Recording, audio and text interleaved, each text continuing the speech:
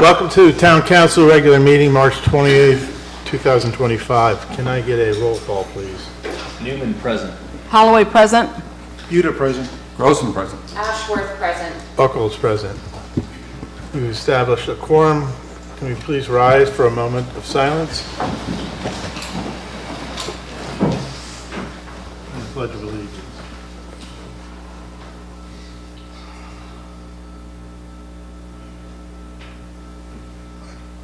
I pledge allegiance To the flag of the United States of America and to the republic for which it stands, one nation, under God, indivisible, with liberty and justice for all. All right. This is the public input session for the 2025 Community Strategic Plan. I know that there's been a lot of emails coming back and forth, so if you plan on speaking to that, we're probably going to forego reading it if you're gonna talk about it. So in other words, we're not going to repeat it twice. I'm turning it over to Mr. Hosey. Yeah, so let me welcome everybody, and just wanted to kind of go over the ground rules of what this is. So this is a public input session is not like a public hearing. It's more akin to a town hall meeting, meaning there will not be, the rules are relaxed. There will not be time limits. So speakers can come up and you can say your piece, you can ask questions, we can interact with you. So that's kind of like a town hall meeting is. So again, as the Vice Mayor said, if you've already submitted written comments and you come up to speak, we're not going to read those comments, but those comments will be part of the record. If you've submitted them, they are part of the record. But if you're going to speak to it, we just won't read them again. If you just want your written comments to stand, then don't come up and speak, and then we will read them into the record for you. With that, we'd like to just open it up for comments. So we didn't have any sign-up list, correct? No. So unlike a town hall meeting where we're able to kind of stay back and we have a microphone that we pass around, because this is a regular meeting, we don't have that. We only have the microphone up here. So I will ask that if you want to speak, that you please come up here and speak into the mic so everybody on Facebook can hear you. So anybody who would like to be first? Just to clarify the procedure, if we have submitted written comments, we can either read them or we can have Libby read them. Is that how I understood? Correct. Come on up. Thank you. And no time limit. Oh, I got a whole folder back there. All right, thank you. I would say, Mr. Mayor, Mr. Vice Mayor, members of the Town Council and Town Manager, thank you for the opportunity to provide comment on the draft strategic plan. My name is Sam Jones, and my wife Julie and I live at 538 Monroe Avenue. I'm here speaking on behalf of the Cape Charles Historic District Civic League. On Monday night, the Civic League devoted its monthly meeting to a review of the draft strategic plan, particularly the priorities included in Appendix B that we saw as most relevant to the historic district. After review, we highlight the following. Under the new items in Appendix B, we support Item 2, review efficiency of current planning and zoning processes and fees. This is a matter previously raised by the Civic League and one on which the Town Council has previously provided some direction to the Town Manager. Given this, we recommend that this item be moved up to the blue section, that's the ongoing project section, of works and projects that are currently underway. We would hope progress could be made quickly with the Town Manager and staff including specific detail on actions taken in their weekly reports to the Town Council. Those are also available to us, as citizens, and so we're able to keep up with what's progress that's being made. Relative to Item 5, survey local residents to determine the circumstances of their departure, we recommend that this item be expanded to include how to encourage and provide incentives for full-time residency. This can be cross-referenced to the strategic plan objective, retain the small town character of Cape Charles, where more proactive actions can be added. We support Item 1, develop the Harbor Railroad Area Conceptual Master Plan, given the impact any development would have on the views on the harbor and connections from the historic district. Early citizen input should be solicited given the significant impact any harbor development will have on the town.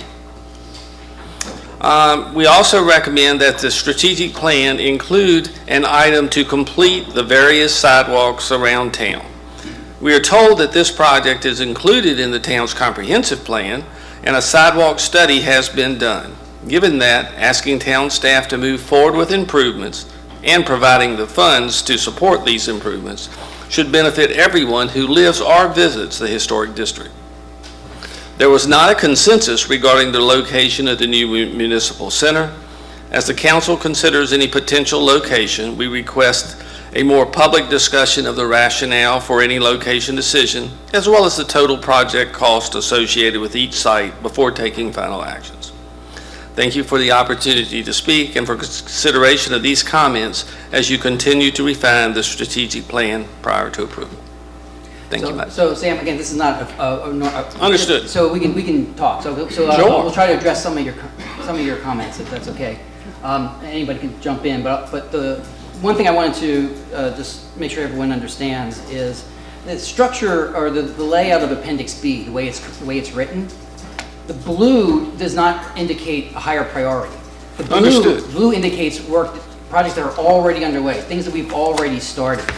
And while council has given direction on that initiative, no work's been done on it yet. And that's why it's below. So what I need council to do is prioritize all the work so that when the blue work gets done and when our bandwidth improves, we will reach down into that list and then we'll start pulling things up and we'll start working on it. So that's the purpose of the structure of Appendix B. Also, just because something's not in Appendix B doesn't mean that it's not in the strategic plan or not important. It just didn't make the top priority necessarily for this year. So like sidewalks, for example. Sidewalks are in here. Sidewalks are on page 6 of the strategic plan. And the proposed amendment this year is not just to explore ways of getting infill, but also to provide capital funding was something that was suggested by council. So that's already in here. Now the discussion that has to happen is where is that in the priorities? So that's why we have to go back Correct. there. Of all the things there's only so much bandwidth on staff, right? And on So- that item, our recommendation would, from the Civic League recommendation, would be, since there's been a study done and identified where there are gaps in the sidewalks, ultimately it becomes a budget discussion for the town council to determine, yes, it's worth allocating funds to address that, realizing you can't do it all at once, but every gap you fill in makes it a better walking experience for the citizens of the town and for the visitors. That's just our I would disagree with you. It's not a budget decision. It's a time decision. It's a staff capacity decision. It's way more important than the dollars. They could allocate all the money in the world, but we can only execute so much so fast. And I'll let y'all discuss exactly, that. and that's what we're here for tonight. So I appreciate Well, that. let me just add to that. The capital plan, the 5-year plan has sidewalks in there. Now, you can argue it's not enough money, or the year is vacant, or what have you, but we do bring it back to budget time and allocate for all. Now, there's a bunch of things that we have listed in the 5-year plan, scheduled for this year or next year, and it's not listed as a priority. So there's another opportunity to come for sidewalks again when we get to the capital plan that talks the money side, and then we can say resource-wise whether or not we can accommodate it there. That's a great comment. For example, this year, in this year's capital budget, we had $50,000 for sidewalk infill on town property, which is currently underway. So we just finished the sidewalk at the west end of Central Park, and we just put an RFP on the street to finish the walkway around Big Street around New Roots Garden. So Paul's right. So yeah, we also have to kind of look at the capital plan, which we're not doing tonight. That's part of the budget. Understood. Yeah. I have Go another ahead, question. go ahead. With Sure. regards to providing incentives for full-time residency, has the Civic League looked at that at all? Not we don't have specific recommendations at this point. we'd be All right, but you glad. have been looking at it? We would be glad to go back and look and see what other communities do to do that and share that information with you, though. Sure, Yeah, 'cause absolutely. I'm all for having the Civic League take that on and come, and perhaps we'll schedule a work session to talk to that. Okay, okay, we'd be glad to do I that. was gonna say the same thing. I think that would be a great creative use of time there, is to help us with the, I mean, we live here too, and we brainstorm as well, but we need to do it collectively as a community. If there's ideas that are out there, we'd love to know what they are that we haven't thought of. Okay, I mean, the one thing that we do now to bring people here, which is how many of us got here, is we promote tourism, and many people visit, love it, and decide to stay.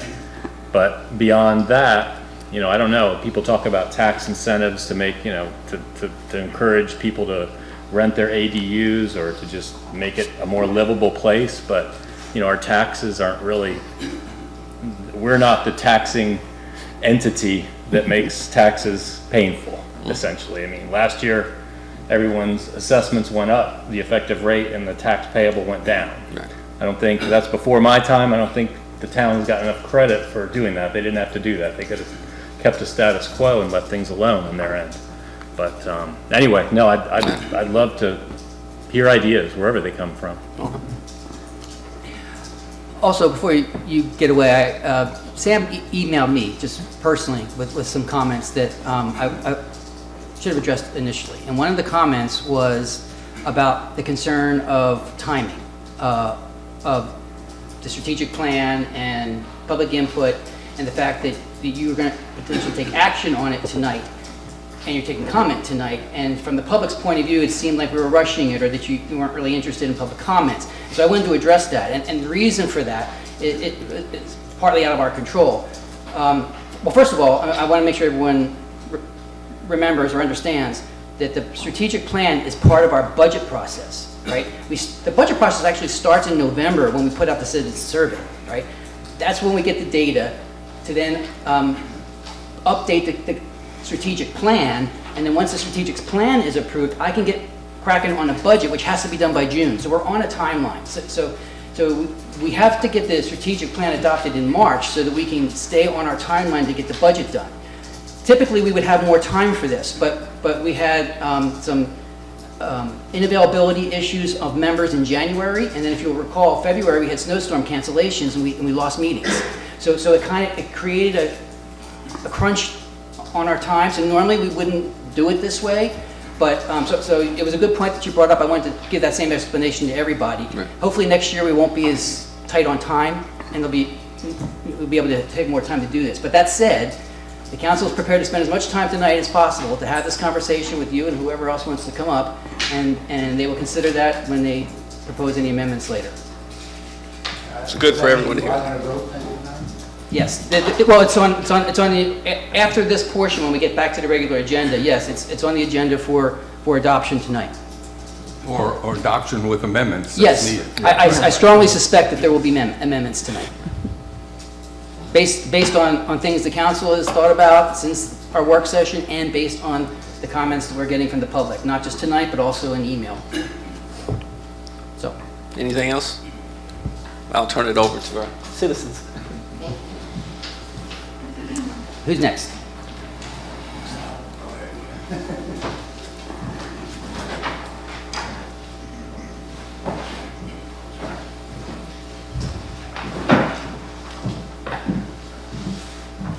Hello, I'm Jim Metz, 2 Randolph Avenue. I did send in a comment, and I'm going to just deliver the comment here since I'm here.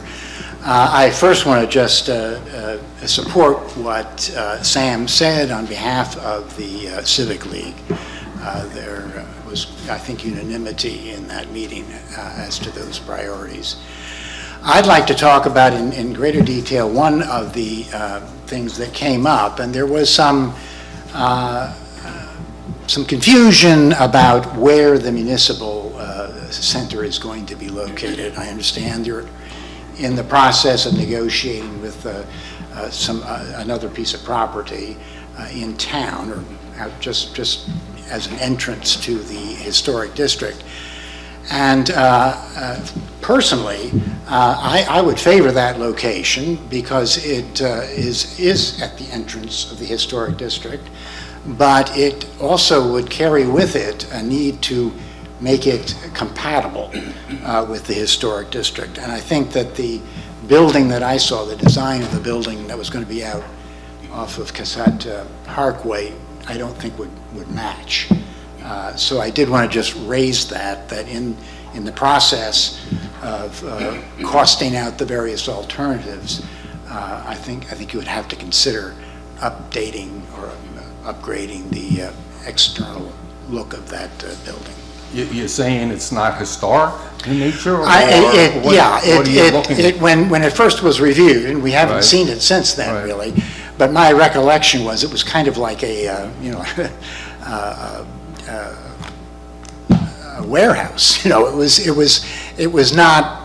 would not really fit in, particularly as a featured building, as the input or the entrance to the historic district. I don't think it would fit.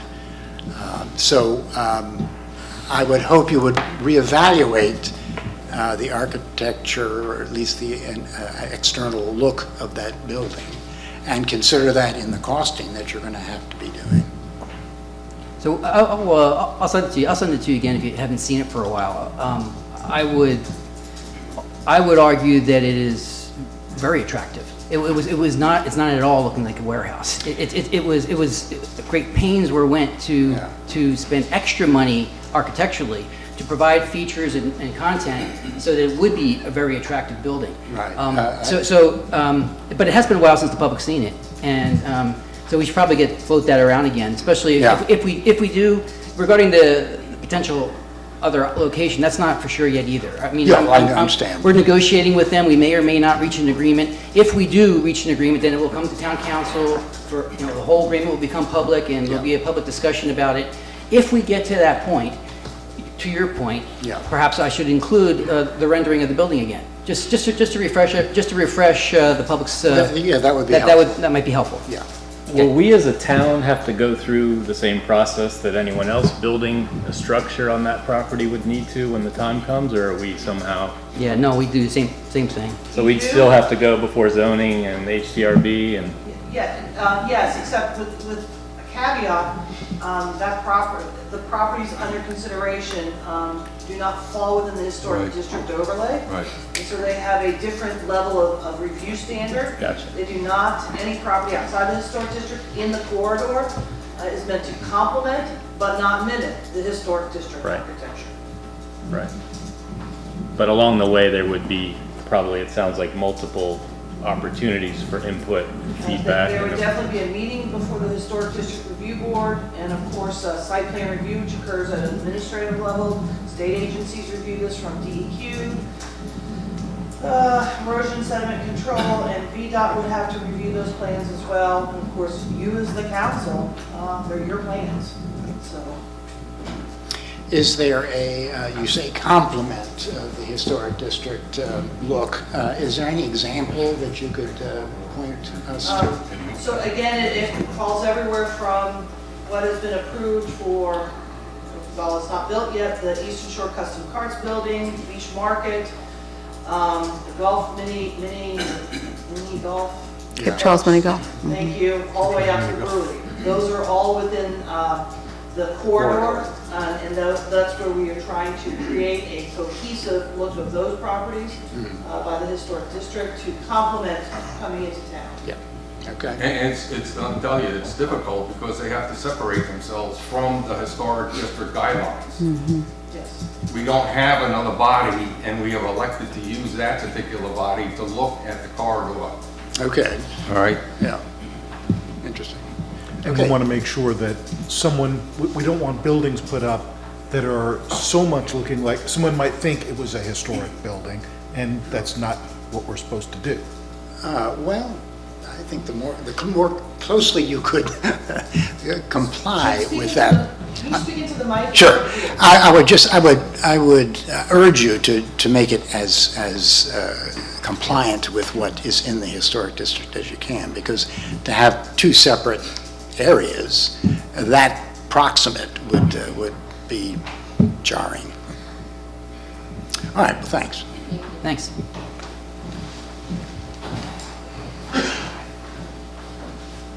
Anybody else?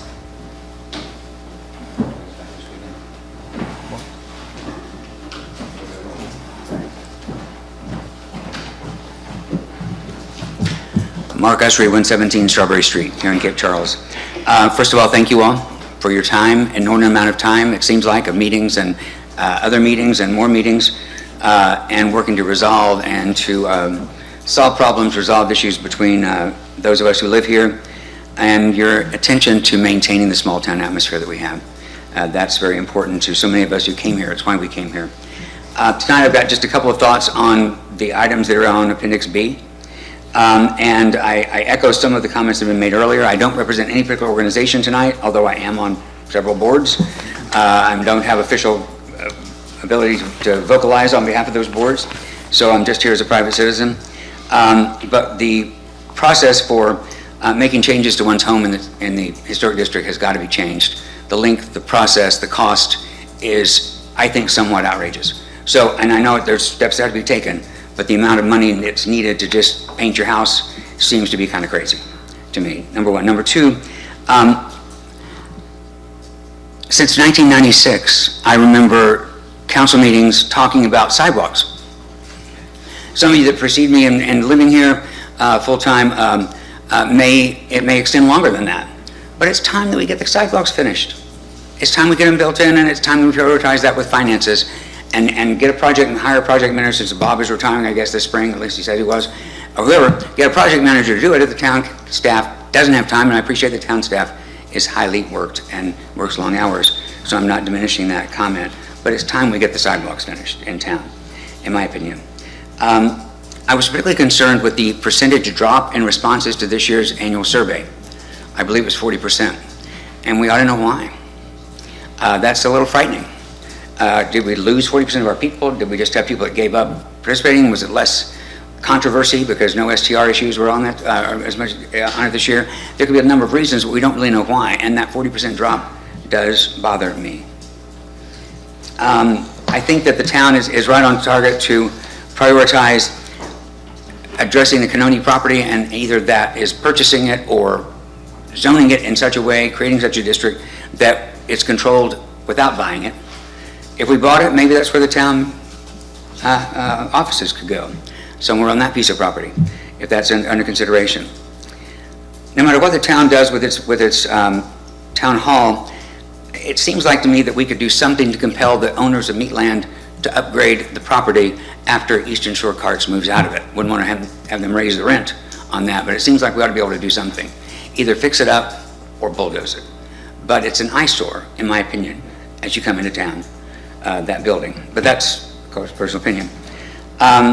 Two suggestions that I would like to make, and they're not here, but one of them deals with something that has been on the in part of the plan in the past. A couple of years ago, the town allocated $10,000 to the Tree Advisory Board, a board on which I served for about 5 months until they voted to dissolve themselves. I'm not sure what happened to the $10,000, but the town I lived in Pennsylvania had a program which was Plant a Tree Day every November, one day. And the town staff, prior week or two, after people indicated if they wanted a tree or not, a double strip, the town staff would go out with a backhoe and scoop out the dirt, put it back in place, put the stake back where it's to be planted, and volunteers showed up on a Saturday, about 100. Each of the years I participated. I planted about 20 trees while I lived in Bloomsburg on that one day a year to plant trees. I think we could do that.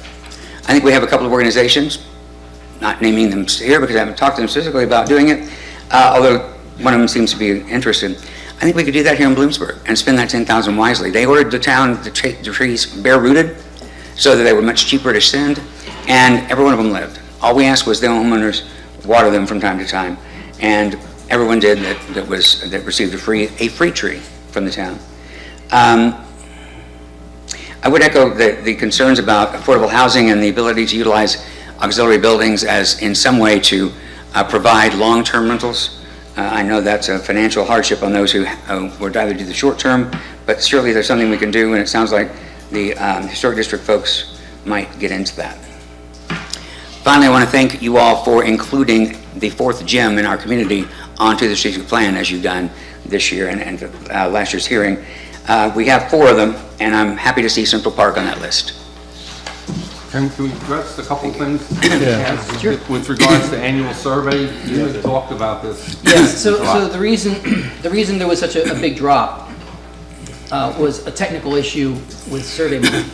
Okay. So SurveyMonkey changed the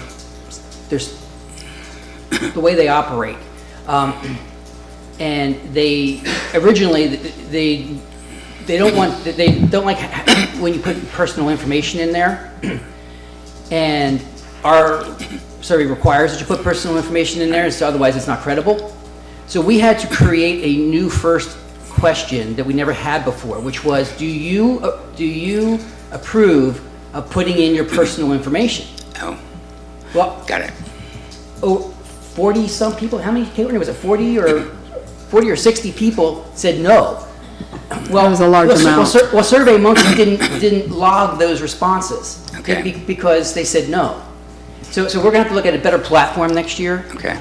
So that doesn't happen, but that. Either that or let people know that if they say no, their results don't get We counted. didn't know that. Yeah, I mean, We didn't know that until it was over. Because SurveyMonkey is a great tool, Yeah. but you just have to let people know that they can kind of fess up where they live. Yeah, so we own that one. Well, there was two issues. One was the technical glitch with SurveyMonkey, and the other one was something you alluded to. Last year was a particularly hot button year with questions about STRs, which drove the numbers artificially higher. Yes. If you exclude last year, then we were about even if you take into account the technical glitch. Okay, that's good to know. Yeah. And Thank you. Meatlands, you had an address on cleaning up the property for Meatland, and if you can just talk to what our envision there as an option for our, Well, we're currently in negotiations to purchase that, which is not a done deal yet. So Okay. I really can't speak much more than that. no, but I'm saying, we have it in the works as an option to consider. Yes. And if so, if we put the town hall there, that Meatland goes away. Yes. That'd be great with a visitor center and museum right across the street and Main Street's Right. offices right there. It seems like a great way to clean up the. How about Yeah, as far as the trees? I thought we had still budgeted under Public Works. There was originally $10,000 budgeted for TAB, which is in this fiscal budget, but when TAB dissolved, there was no one to Draw on it, to take that forward. That money will expire at the end of this fiscal year. So if it's something we want to do, we'll have to re-budget for it in the next budget. But again, we would need someone, I'm not opposed to the idea, it's just that TAB had some expertise about what kind of trees needed to be and where they did a survey of the whole town and decided they kind we had a whole of prioritized. Well, we really needed it on this street and then this street, and they had a plan. Right. And they sold that plan to council, and council funded it. And we were going to implement that plan, but then we lost our volunteers. So if someone wants to step up and do that again, I imagine council would probably be receptive to rebudgeting again next year. And It's Mark, I think. The first name could be Mark, but the organization might be some civic league somewhere. But I think that it would be done, and I think we would be happy to do that. And I think a good starting point would be the work that TAB's already done. yeah, We don't want to throw that away. I mean, No. so I think if someone could pick that up and run with it, that would be great. Okay. yeah. I think that'll happen if the 10,000, maybe 20,000 since last year. Try not to be greedy here, but With the ADUs, the reason the ADUs came online it took a long time for those ADUs to come on because they were supposed to be for long-term rentals only, and that's what they're supposed to be used for. Okay. And there's 63 of them okay. out there, so some people are doing the long-term rentals, and some are using it for families, I guess. Yes. So, Okay. Affordable housing. Got to figure it out. Yeah, I mean, if that's something the Civic League could think about and talk about as for one of the ways in which we can incentivize, to me, that's a good point to start with and really do some investigating and how that could be managed and recommendations. Awesome. Okay. Thank you all very much. Thanks, Mark. Next? Anyone? I wasn't going to say anything, but I guess I have to. Hey, well, House, 202 Strawberry Street. Thank you, council, mayor, town manager, Katie. As far as it may be premature, but at the work session, the number of 3.5 million came up for the Meatland property, which was converted, 250,000 for 14 lots. Now, the original plan, I think, for the municipal building, when it was going to be on the Cassette Parkway, I think was somewhere around 4.5, 5 million. You add those two up, you're up to, $8.5 million. I just think that's a big chunk of money when we have the property, or we could use that money and put it towards the Canoni property, and you're going to have a much bigger pot to do a lot more things. That's all I want to say. And I agree with my fellow Civic League members about all the things they said. Thank you. Would anybody else here like to speak on the strategic plan? Okay, we do have some written comments that we'll read into the record. I have a few left to read. First one is from Claudette LaJoy. It says, Mr. Mayor, members of Town Council and Town Manager, I apologize that I am unable to be present at the meeting due to a work conflict. Please accept these comments on the 2025 ongoing town priorities list. 1. Pertaining to the development of the Harbor Railroad Property Master Plan, I agree that this is a priority issue. However, I would encourage Town Council to get public citizen involvement early in the process to capture input how this large property would enhance the character of our town. Preferably in-person meetings rather than public surveys, as it appears that surveys as currently composed are not an effective tool for citizen input. 2, I applaud the efforts to review the efficiency of our current planning and zoning processes. As the past has shown, it appears that there is a disconnect between the town staff changes and the intent of the town council. I would encourage town council to require town staff to provide specific and detailed monthly updates as to what processes, fees are being updated and how. 3, the pursuit of shared revenue agreements with the county. A lofty goal should be a lower priority. As specifically written, it should be a normalized job task of the town manager. 4, the necessity for a town-wide parking plan seems redundant, as the town staff should be evaluating parking as part of all master plan processes. Examples, a new municipal center, the Harbor Railroad area, Rosenwald School, etc. I would prefer this task be deleted and replaced with the prioritization and funding of other comprehensive plan items, a historic district, sidewalk connectivity, and environmental stewardship objectives. 5, survey of former residents, although important data will alone not provide information to support resolution of town challenges. The town survey processes should be evaluated to ascertain trend analyses as a more effective planning tool, as well as understand the corrective town actions to improve full-time resident retention. Town residents have commented on and volunteered to help support town staff in the development of more effective surveys, but that support to date has been ignored. 6, STR issues, ordinances, and concerns should be a normalized task for the town staff departments as the STR evaluations progress through the year. I would prefer to see this priority rewritten to be more specific as to how will town staff departments provide metrics to town council on a monthly basis to understand issues, trends, etc., so that revisions to potential ordinances and regulations will be evaluated for change. 7, as a coastal community, this priority should be a normalized task of the town planning processes and not a specific priority. As part of the planning processes, town council should require regular staff coastal resiliency planning updates, an outline of issues with specific milestones as to how this issue will be evaluated and resolved. Thank you for the opportunity to comment, and thank you for your time and support of our town. Respectfully, Claudette L. LaJoy, PhD. This next one is from Elise McMath. She says, Mr. Mayor, members of the Town Council and Town Manager, thank you for the opportunity to provide feedback on the draft plan. I plan to attend Thursday's town hall to participate in person, but as a member of the Historic District Civic League, I wanted to submit written comments.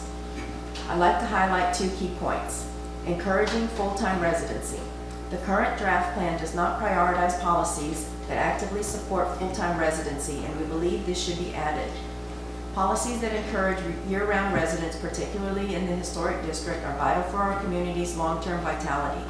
The recent community survey highlighted this concern, which is notably your only metric for measuring the success of your goal to maintain small-town character. While efforts to engage volunteers and survey former residents are certainly appreciated, they don't tackle the core issue. We strongly urge the council to prioritize attracting full-time residents to preserve the town's sense of community and small-town character. Public input and adoption of the strategic plan. Holding the public input session and the vote in the same meeting is unconventional. A more effective approach would be to review the public feedback in a subsequent work session before voting. This would ensure that public input is thoroughly considered and help maintain trust in the process. Thank you again for the opportunity to provide input. I look forward to continuing the dialogue and hope the council will consider these points as the process moves forward. Next one is from Susan Berger. Mr. Mayor, members of Town Council, and Town Manager. I am writing to express my concern about the many residents of the historic district that are leaving. I suspect it speaks to the growth of STRs and the resulting lack of neighbors and friends who live nearby all year. I am sure there are many reasons. We should learn what those reasons are if we hope to address them and continue the small town character that seems to be what attracted many people here, including me and my husband. I want to acknowledge the efforts that some of the businesses in town make during the winter months to bring people together and that provide a sense of community. For instance, trivia nights at Dead Rise and the Oyster Farm, the special event nights at AJ's, lectures and classes at Localish, concerts at Lemon Tree and the theater, and more. It sure is nice to get out of the house and have things to look forward to and see others who are here all year round. But as a full-time resident who is involved in several ways to recruit volunteers for town events, I will say that there is a shrinking volunteer pool within the historic district, and I think it is because there is a shrinking population of people in the historic district invested in the community. Therefore, I think it would be very important at this point in time, before it gets worse, for the town council to make it a priority of the strategic plan to evaluate and address why these folks are leaving. Last one is from Jolie Jones to Mayor Charney, Town Council, and Town Manager Hosey. Thank you for providing this time for citizen input on the town's strategic plan. My name is Jolie Jones, and my husband Sam and I live full-time at 538 Monroe Avenue. I want to express my concerns about the vehicle that led up to the strategic plan, the community survey. I was recently able to see the Excel spreadsheet which documented all of the responses to the community survey and was shocked to see the information that it was available for anyone to see. First and last names of people who responded to the survey, their address, their email address, their age, and their responses to questions like the quality of town services, the small town character of Cape Charles, the future of the railroad property, and the objectives of the town's comprehensive plan. While it was troubling to realize that this information, plus any comments made by those who completed the survey, is available to anyone to read, it was also troubling to find that people who neither live in Cape Charles nor own property in Cape Charles were allowed to have input into this community survey. I would suggest that if I were answering a survey on things that would cost money and that money was not going to come out of my personal pocket, my answers might be very different from those of a taxpayer who is going to be the one footing the bill. Why would the opinion of someone who does not live or pay taxes in Cape Charles be valued as much as those of us who pay dearly for the privilege of living in this town? Town council should be concerned that there was such a significant drop in the number of surveys submitted compared to all previous years that this community survey was done. Maybe the people who did not respond this year realized that their personal information was going to be available for anyone to see. Maybe the people who did not respond this year were frustrated that in spite of the survey results in previous years, it appears that very little was ever done by town council to address the needs, interests, and quality of life of those who live in Cape Charles. I taught for a principal once who used to tell the staff, never forget who makes your paycheck possible. I would submit that in the case of town council, I would amend this to say, never forget who made your presence on town council possible. Going forward, I would hope that if town council intends to continue to issue a community survey, that changes would be made as far as who is eligible to weigh in on the survey and protecting the privacy of those who make time to complete the survey. I do hope that you will take time to thoughtfully consider all of the input from your citizens tonight, and that you would not vote to adopt the proposed strategic plan this evening, which would give the strong impression that you came to this meeting tonight with your minds already made up. which essentially says that it does not matter to you what concerns your citizens may voice. Sincerely yours, Julie Jones. Can we speak to the personal information? Because the packet we got, you can't match. No, but I got a specific FOIA request for the Right. Excel spreadsheet, and it's public information, I had to release it. Okay. So it was requested and then that person shared it. Yes, I only gave it to the one person who requested it.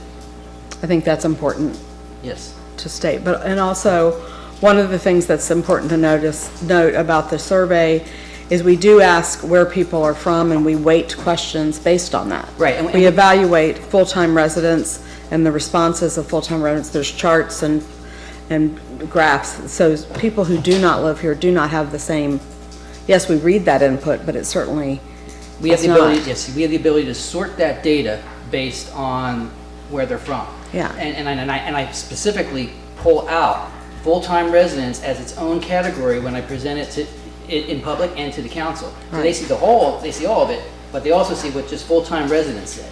So, Because yes. in our work session, that was a big part of our discussion of where those comments came from and the weight of them and doing that. So I want our citizens to know that we really do value that. And really, when you look at the demographics,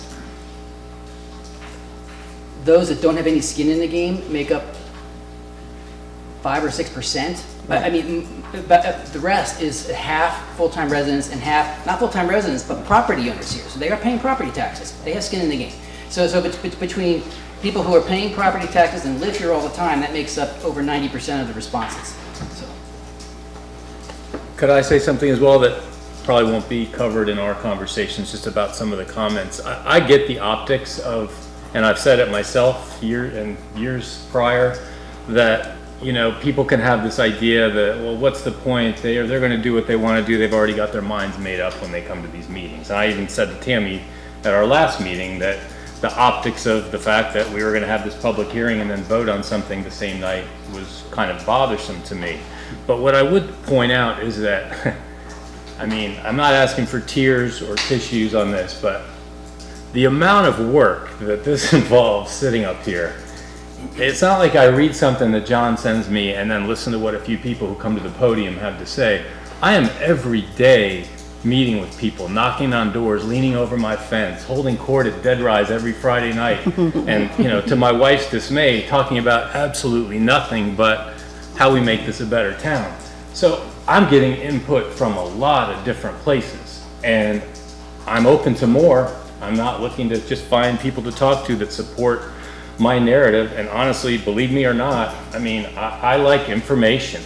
You know, if a survey of asking people why they've left the town is helpful, I've long talked about how, you know, we get up here and we exchange anecdotes about how your neighbor left because they hated the STRs next door, and I can tell the story, a true one, that one of my best friends from high school just bought a house on Park Row as their forever home last week.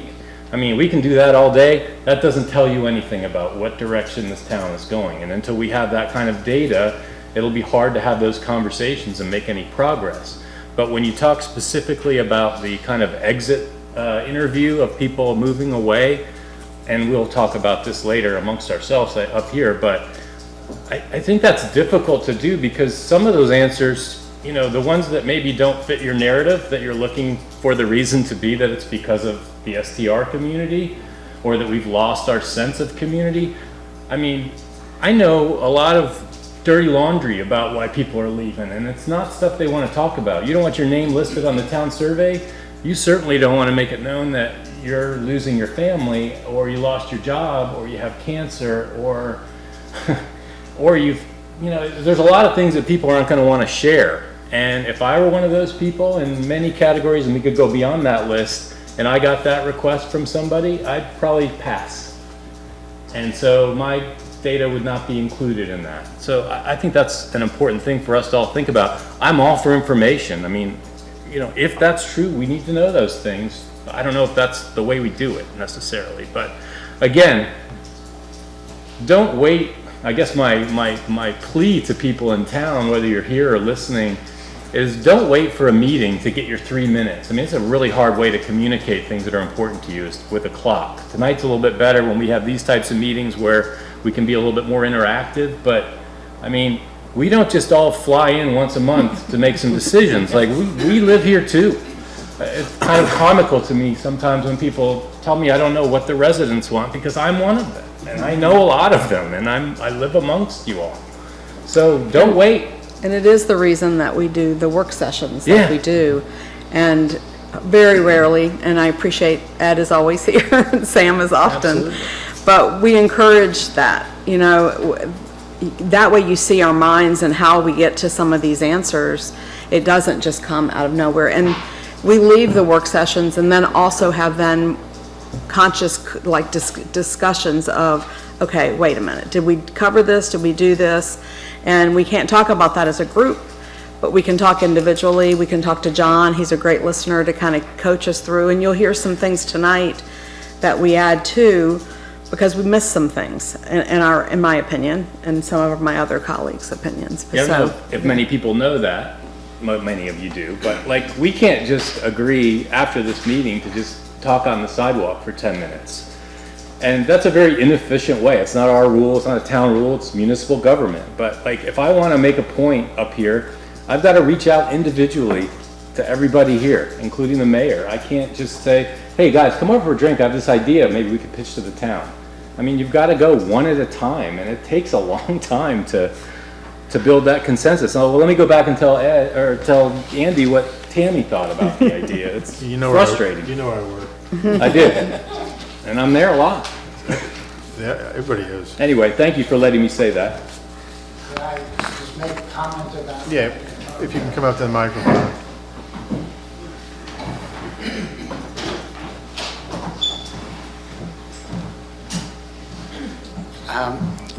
I would think that, and I do think the exchange of information is critical to the decision-making process.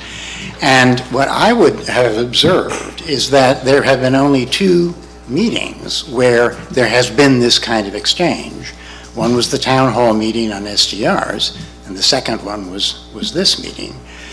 Otherwise, it's you come, you've got 3 minutes, or you come and you can observe, but you can't participate. So I think you really ought to have more of these, because that's the way, I think the most efficient way to get the input from the Yeah, community. was that the snow Yeah, week that we were going to yeah. do at the YMCA? No, we're still doing it, it's next week. No. For No. strategic. No, it was for beach. But I just wanted to say that we've had more than 2 of these. Granted, we should have more. No argument there. But every year for the strategic plan, we have this. It's not just this year. Every year for the strategic plan, we have this exchange. Okay. We've also had other town hall meetings when we were selling the utilities, STRs. Whenever something really big or controversial comes up, we have a full-blown town hall meeting. So, yes, we can always do more, Yeah. but we have done more than 2. I just wanted to say that. And I think that, as Clayton was talking about, everyone should feel free to contact any one of us. Right. And talk about an issue, whether we're cleaning up the beach, you know, as we talk, Sure. walking down, as we're picking up garbage. But that's something that everyone should feel free to do. That's our job, is to listen to people. Right. We may not always agree on all sorts of things. Right. But we always need to be listening. Right. And taking that perspective into account as we deliberate.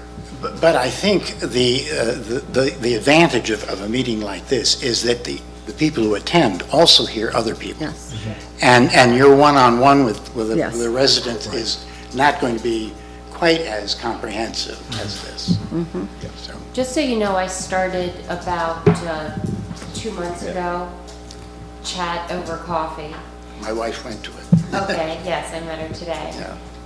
And we opened it up so other council members, at least 2 of us will be there, and it's been really effective. No and more than impactful. 2 of you will be there. No more than So 2. sorry, yes. 2 of us will be there. No more than, That's right. thank you. It's the median. But a great example of something that came out of that was, Mark, you pointed out adding Central Park to our list. That came directly from one of those meetings. Right. Someone made that suggestion, and it was able to be incorporated. So having those kinds of discussions, and I'm not saying that's the best or only vehicle, but it is one, and it was started because people came out in full force when STRs were a hot topic.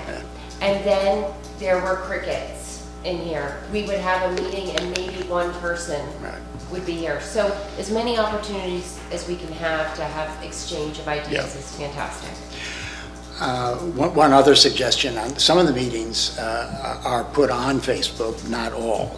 And I think I've heard that you're considering doing that, so that, again, that's another way of reaching people that I would encourage. Thank you. I'm sorry, I should also clarify, those coffee chats will be every Thursday morning that there is a town council meeting that evening. So just kind of plan for that. Every meeting or just regular meetings? Just regular meetings, that's a lot of Thursdays. Yeah, it's once a month. Unless there's something big, we do something special, but at a minimum once a month with only 2 council members there. All right. Okay, I think, Mr. Mayor, we're Anything else? All right, we'll move on to public hearing. Conditional use permit for application 2025-2, 711 Tazewell Avenue and 302 Fig Street. Is this, she's getting the list. okay. Nobody has signed up for the public hearing. Any written comments? Public comments, yes, but not public hearing. But not for this public hearing. Not for the public hearing. Mr. Vice Mayor, I'll make a motion that we close the public hearing. Is there a second? Second. All in favor? Aye. Aye. All right. Do we have to close the other public hearing? It wasn't a public It hearing. wasn't public Okay. hearing. It was just the input section. Just input. Gotcha. All right, so we got a recognition of visitors, presentation, or recognitions. We have a recognition for an employee significant anniversary. So this is certification of appreciation. The certified is awarded to John Hosey for his recognition for 5 years of service to the Municipal Corporation of Cape Charles, March 5th, 2020 to March 5th, 2025.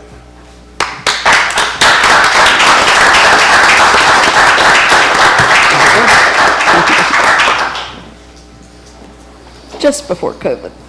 Yes. 4 minutes before. 4 minutes. All right, public comments, 3 minutes per speaker. Okay, Diane Davis. Who's got the clock?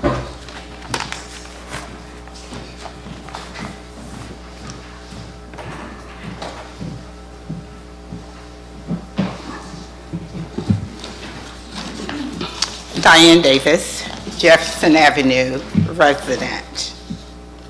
Good evening, Mr. Vice Mayor, members of the council, town manager, and town clerk. I'd just like to mention a few things to help us understand the way that Cape Charles is actually set up. The streets in Cape Charles are from north to south. The avenues are east, west, all right? We do not have a Washington Street. We have a Washington Avenue. And that is important because when people are looking for Washington, because there are some areas that do have Washington Street. So, because when I hear people that's supposed to be knowledgeable of town, I think they need to know the way they're run, and that is very important.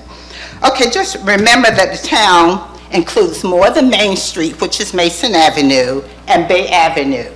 We have up and down areas in Cape Charles, streets, avenues everywhere, and I do invite you from time to time to walk or ride up and down the streets and avenues that we do have in this town, even at night, so you can see what goes on during that particular time.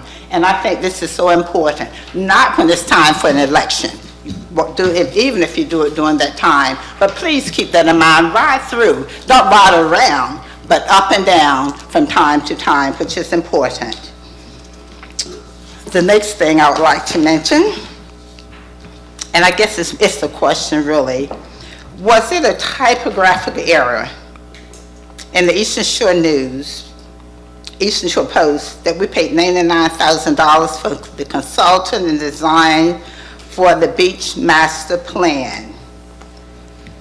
I don't know. I read what the paper said, but I said it could be a typographical error.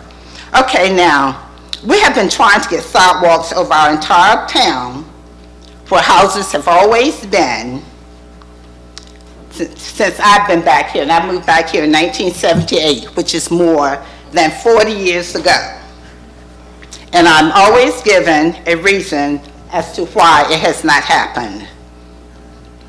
I would like to say to those people who are maybe looking online or whatever, to say to those people there who can make a suggestion and get it carried out to help me get sidewalks, especially in the section that used to be called the black section of Cape Charles, which is the northern section.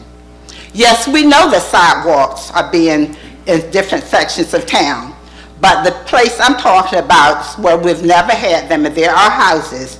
And somebody mentioned, talk to councils. For 40 years, I've been doing this. So that has not worked. So that's why I'm saying some of these people who have come in and they can make suggestions and get it to happen, I need their help. And please keep that in mind. Now, I would like to thank all of you for listening.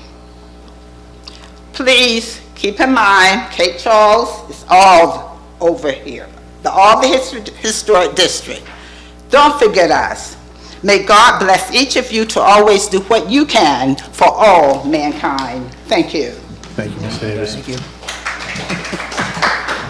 Can we answer the question on a beach management plan? It's a record that the town council approved $99,000 for a beach management plan consulting. So that figure is correct. Thank you. And Mark Usry? I included my comments in my other comments. Very efficient of you. No one else has signed up. Okay. Can we get an approval of the consent agenda? So moved. Second? All in favor? Aye. All right, no unfinished business. All right, new business. Adoption of 2025 Community Strategic Plan. So, Mr. Vice Mayor, first of all, I want to apologize. I completely spaced putting a staff report over this. I think it's pretty obvious what we're doing. We've been working on trying to reach out to the public through our surveys. We met to just go over the survey data. We had several weeks to go over the survey data. Then we had a work session to go over potential updates to the strategic plan. You had proposed certain ideas. Those ideas are presented in red in the document that's before you. This is an opportunity for you to make additional changes, additional comments, address any of the citizens' comments you've heard. The way we need to do this is we need to put a motion on the table to adopt the draft strategic plan as presented tonight. That would include all of the red changes, okay? So that would be the one you'd be working off of. From that, then we would need to do one at a time, make amendments to make changes. If that amendment gets a second, then you can discuss it. So with that, I'll turn it back over to you, Mr. Vice Mayor, to organize who says what when, and we'll go from there. All right. Mr. Vice Mayor, I'll make a motion that we approve the Cape Charles Community Strategic Plan 2025 draft as presented for us. Is there a second? Second. All right, any discussion? Who wants to go first? Well, I'd say let's take it section by section because I think we have letters that came in and council members want to make changes. So also just, I mean, it's probably obvious to you, but a number of council members had issued some of their ideas in email. So we printed them out for you and they're on the table just for your reference. So I think the first one comes under community engagement. So that would Well, be... can we take it by page Let's then? go. Oh, sure. Yeah, let's go up. So is there anything on the Well, I would like to add one thing to goals and put this in here and let's get it in stone is, add, you know, the infill sidewalks. Just add it to our goals. Well, so Yeah. remember, there's different layers here. Yeah. Goals are more lofty things. That's an objective. And we Still have lofty. it, and we have it in our objectives already. It's in And there. we'll further talk about it. Yeah, Yes. I've got details on that. It's pretty lofty. The one thing on goals, when we talk about metrics here, and it may be more appropriate later on, is to measure short-term rental business effectiveness or ordinance effectiveness. I don't necessarily say it needs to be on this particular page, but we can talk about, I just want to throw out there that we'll eventually talk about it. I'm sorry, I didn't follow you. A metric to be For which goal? introduced, because we're talking metrics in here, retain small-town character. One of the things that we will follow is the short-term rental ordinance, and we have, you know, tweaking in the future. But one metric that I would add, either here or later on as we get to specifically short-term rentals, is a metric for short-term rental ordinance effectiveness. Yeah, Could we add that under F? Yeah, we can. I think it's a more appropriate All place. right, Yeah. I can hold it for Yeah. that, that's fine. Anything else on on page 4? On page 4, goals. Hearing none. Moving on to page 5. Objectives. So now these are the objectives that go with the goals. So here's where we start getting into the meat, right? Here's where we can get gritty and specific about what you want, how you want to accomplish those goals. Okay, so retain small town character for Cape Charles is the goal, and under that we have a number of objectives. Any comments or changes to what's on page 5? Hearing none. Page 6. Yes, that's where I have the recommendation under community engagement that we add involve citizens in community projects / committees where appropriate. I'll second that. Any discussion on that? Wait a minute. I don't know if it would be 5 or not because I just realized we took one out, so it might be that it becomes item 4 under B, encourage citizen engagement. Encourage citizen engagement. Oh, I think it's, So I is think that- it's appropriate, yeah. Yeah. I think it's appropriate for item 5. Okay, Well, it's not, I think that because we take one out. Well, don't- Because another one is numbered I'll fix- Okay. Don't get hung up on the numbers. Okay. I'll fix that. Yeah. That's clerical. Just the substantive stuff. Yes. So, So it's I just in- make sure, was that in your written one? Tammy? Yep. So, B5, involve citizens in committee projects / committees where appropriate for community engagement. okay, and that was motioned and seconded as an amendment? Yes. Okay, All in favor? Aye. okay. That passed. Okay, the next one is, where is that? Maintain improved walkability. Is that? C. C. Oh, C, under C, okay. And then I wanted to add under there, identify a specific strategy and timeline for sidewalk infill. Yeah, so before I second that, I'd like you to define what you mean by infill. What you envision.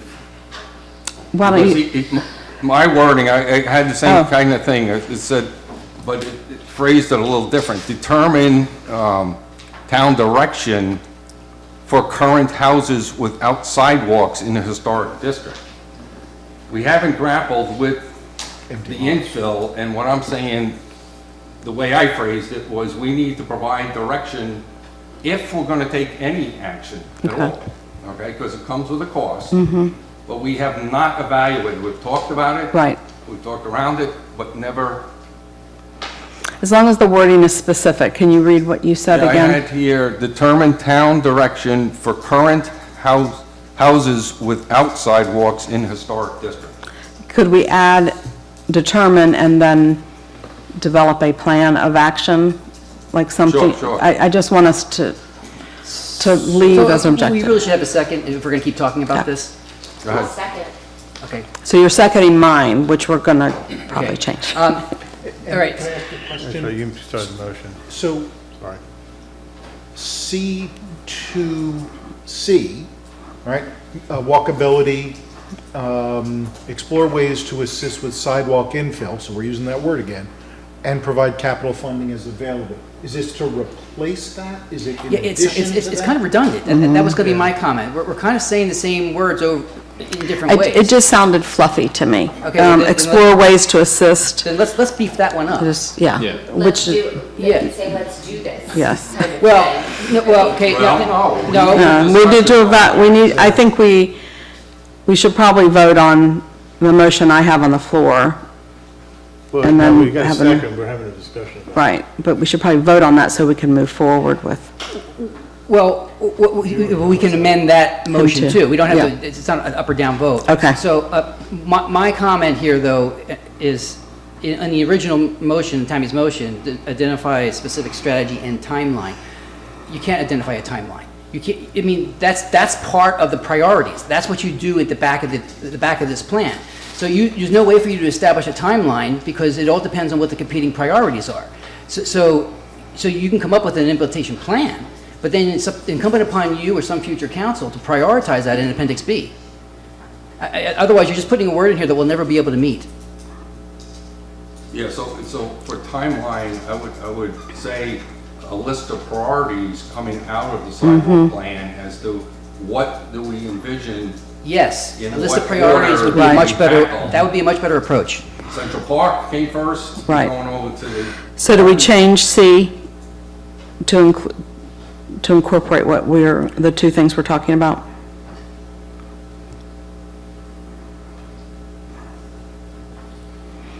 I mean, we definitely want to still provide capital funding as available. Why not take out explore ways and just say assist with sidewalk infill and provide capital funding as available? Well, we want to determine what infill we need. Well, so I think if you took out explore ways and you put in Tammy's, identify specific strategy, I think that's important, okay? And prioritization Yes. for sidewalk infill. I think if you just take out timeline and put in prioritization, and then keep and provide capital funding as requested, does that make sense? And Yes. every year when we get to the capital budget, this needs to come back out and we look at it and say, how much are we dedicating and how far will we move on the plan? Right, and compared with all your other capital No, needs. and I'm saying no. I'm saying the capital plan is eventually going to be needed, but we need to determine what we're going to do and how we're going to address infill. And really to what extent. I'm not here to say we are going to agree 100% for infill. We need a discussion on that, that's the strategy, and then prioritize where we would want to have that happen. So what's the wording you're proposing? No, I think you had it right. Okay, all right. So Identify a specific strategy and prioritization for sidewalk infill. and provide capital funding as available? No, and Okay, provide capital okay. funding. Is That's- that your all right. amendment, I think- Tammy's? That is, can the maker of the motion, say, Yes, I accept that amendment. okay. So is a second okay with that? Okay, so does everyone understand what you're voting on? Yes. We're voting on amending C to read, identify a specific strategy and prioritization for sidewalk infill and provide capital funding as available. Is everyone clear on that? Yes. If you're ready, you- Yes. All in favor? Aye. Aye. All right. Anything else so on this page is in 6? lieu of Paul's comment. Yeah. Paul's. Right. Yeah, okay. So, anything in D or E? E, I have E. yeah. All right. So I would like to replace E3, develop official guidance for public art displays, with create a public art commission that will advise and make recommendations to the town council regarding the placement of public art and promote, strengthen, and seek support on behalf of the arts in Cape Charles. Is there a second? Second. Is there any discussion? Yes. With respect, I would like to strongly recommend defeat of this motion.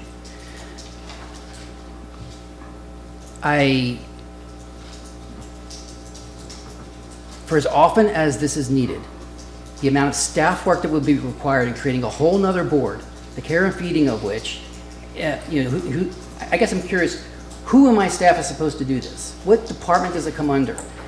We're going to have to, first of all, we're going to have to create some ordinance space somewhere that authorizes this. Then we're going to have to advertise. Then we're going to have to interview people.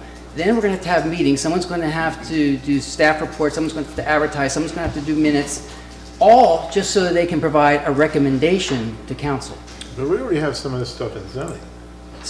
No. Do's and don'ts, don't we? Not when it comes, so art Reals. is touches the heart, right? It's so individual. So my concern is you're going to put, even if you did all this work, you're going to put together a commission that's only going to provide a recommendation to council. And if council doesn't like that, if that doesn't touch your heart, you're not going to go for it. Why not just have the council sit as a committee of the whole for as often as this comes up and you decide? I mean, that would be the most efficient way of doing this. I just don't see how I can absorb it in existing staff. It's a huge amount of unnecessary staff work. For as often as it comes up, it just doesn't come up very often. Twice in 8 I guess I didn't see it as, I'll let you speak, Ken, first, because it's yours. As I put out, I would see this as a group of 7 appointed members, potentially, a member from either council or planning, Citizens for Central Park, Arts Enter, Main Street, Rosenwald School would be permanent members of that. We would appoint several other people as commissioners on that. But they would be charged with creating a public arts master plan that is not just visual arts, but would also talk about how do we make sure we're not putting a concert in this place against a concert in that place, that there's greater coordination between groups within the town. Produce an annual public arts work plan. One of the things that I observe daily is people standing in front of the Mermaid on Strawberry Street taking pictures, or pictures in front of the black and white artwork. These are things that not only our residents, but our visitors value. So a public arts work plan that we might say, well, we're not the Mermaid City, we're the Dolphin City, I don't know, whatever. But over time, builds up public arts so that things get coordinated, that we find ways within this group. The localish people are doing a lot of this. Lemon Tree is doing this, but to me, it needs a coordinated group to help support local artists and regional artists of all sorts. So that's what I see the purpose of this is. I think it provides a step up in town, that it would be a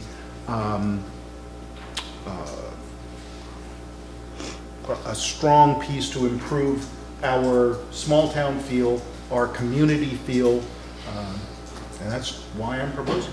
And don't get me wrong, I think it's an admirable goal. I'm not disputing what you're trying to achieve. I'm saying it comes at a cost. It comes at a very high price. So at the expense of other things that we could be doing. Can we treat it like the tree advisory? That's, why does it have to be a government? Next. I mean, I know, I like the arts, like you, but no. Why does it have to be, will it run up against ordinances? Like, why couldn't I don't know, a private civic be doing all that's that? where I was going. I didn't want to interrupt Ken, but I think we're not ready for or need for it to be at a commission level as a part of staff supported and funded idea. I think we need to start much like the Tree Advisory Board and get some legs to this and move forward. I mean, we have needed some direction on the things that Ken have stated for at least 7 or 8 years. We've been looking to, people want to do possibility of murals or management of different items like that. And I think we are an arts-themed community, and this really lends support to that. I don't see anything wrong with the players that you named and coming together as a group. And I don't necessarily think that it has to have planning there to begin with, because I know staff resources are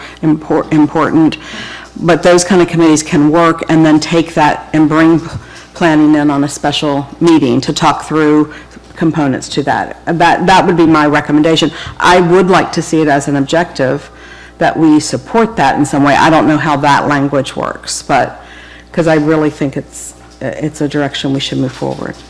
I would be open to this being a board as opposed to a commission, but that we specifically work to get this started. So but that still implies a town organization. So unlike TAB, which is not a town organization, it was just a group of volunteers that got together whenever they felt like it and did whatever, they pursued their own agenda, and then they came to the town and said, hey, would you entertain this idea? So if a group of... Can we loop this into Main Street in any way? Well, they're specifically in the business district. They got their own little general area.Ure, but as This an is more umbrella town. or subsidiary? Could it be, to get it on the objective list, could we say, provide support? I know support in your mind means a staff person, but provide support in the development of a volunteer art council. How about use the word encourage? Encourage, yeah, there you go. Encourage There you the go. development Yeah. of a public arts... Yes. Yeah, good? Council. Yeah. And then the rest of it is probably okay, that will develop guidance for public art displays and provide those recommendations to council? I could live with that. Okay. So it would be encourage instead of create. A public arts council. Could it be league instead of council? Or any other... Just a different, just because it follows then kind of civic league. I don't know. It's just not, it doesn't, we do have to be careful that people don't think of it as an official. As a municipal fund. Yeah. Yeah, league is maybe better if you're acceptable with that. So you amenable to Tammy's amendment? So does the maker of the motion, so it would, I'm not sure it would what the read, amendment this is what is being proposed. Encourage a public arts league that will develop guidance for public art displays and provide those recommendations to the town council. Development of, encourage the development of. Encourage that will, But do we do that with the Civic League? I mean, did the town council sort of... No, it didn't come that No. direction. I'm just sort of curious why we're... I love this, and I love the arts. I think that's great, but are we now sort of putting our toes into water that we don't really necessarily belong in? all it does is, I think it signals that the council sees this as an important volunteer opportunity for the community. But it's not directing it. It's not, we're not. Well, and we all also are responding to a lot of questions that come up about murals and how art can be done. That We get was that. what the item there Yeah. that you're substituting, develop official guidance for public art displays. That's been Yeah. there for a while. Yeah. And that was coming out of Right. town staff. Mm-hmm. And this is now substituting for it, so we're essentially taking that off the table of town staff. Which then, does it give it any teeth? Well, my original amendment was more than public art displays. Yes. It was to encourage the arts in general within Cape Charles and to get those groups talking on how we can improve. For example, with the Palace Theater doing more and more concerts has added a lot to the town in giving us more things for full-time residents to do. And if there's ways on groups talking about that, that we can help promote the small town feel, the making it a better place for full-time residents. I mean, we keep hearing that over and over again. What are you doing for full-time residents? But if we can help organize people into creating more of these opportunities, then I think we're meeting one of Okay, our goals. how about this? Encourage a public arts league that will develop/promote public arts, take out the word displays, and promote those recommendations to the town council for approval.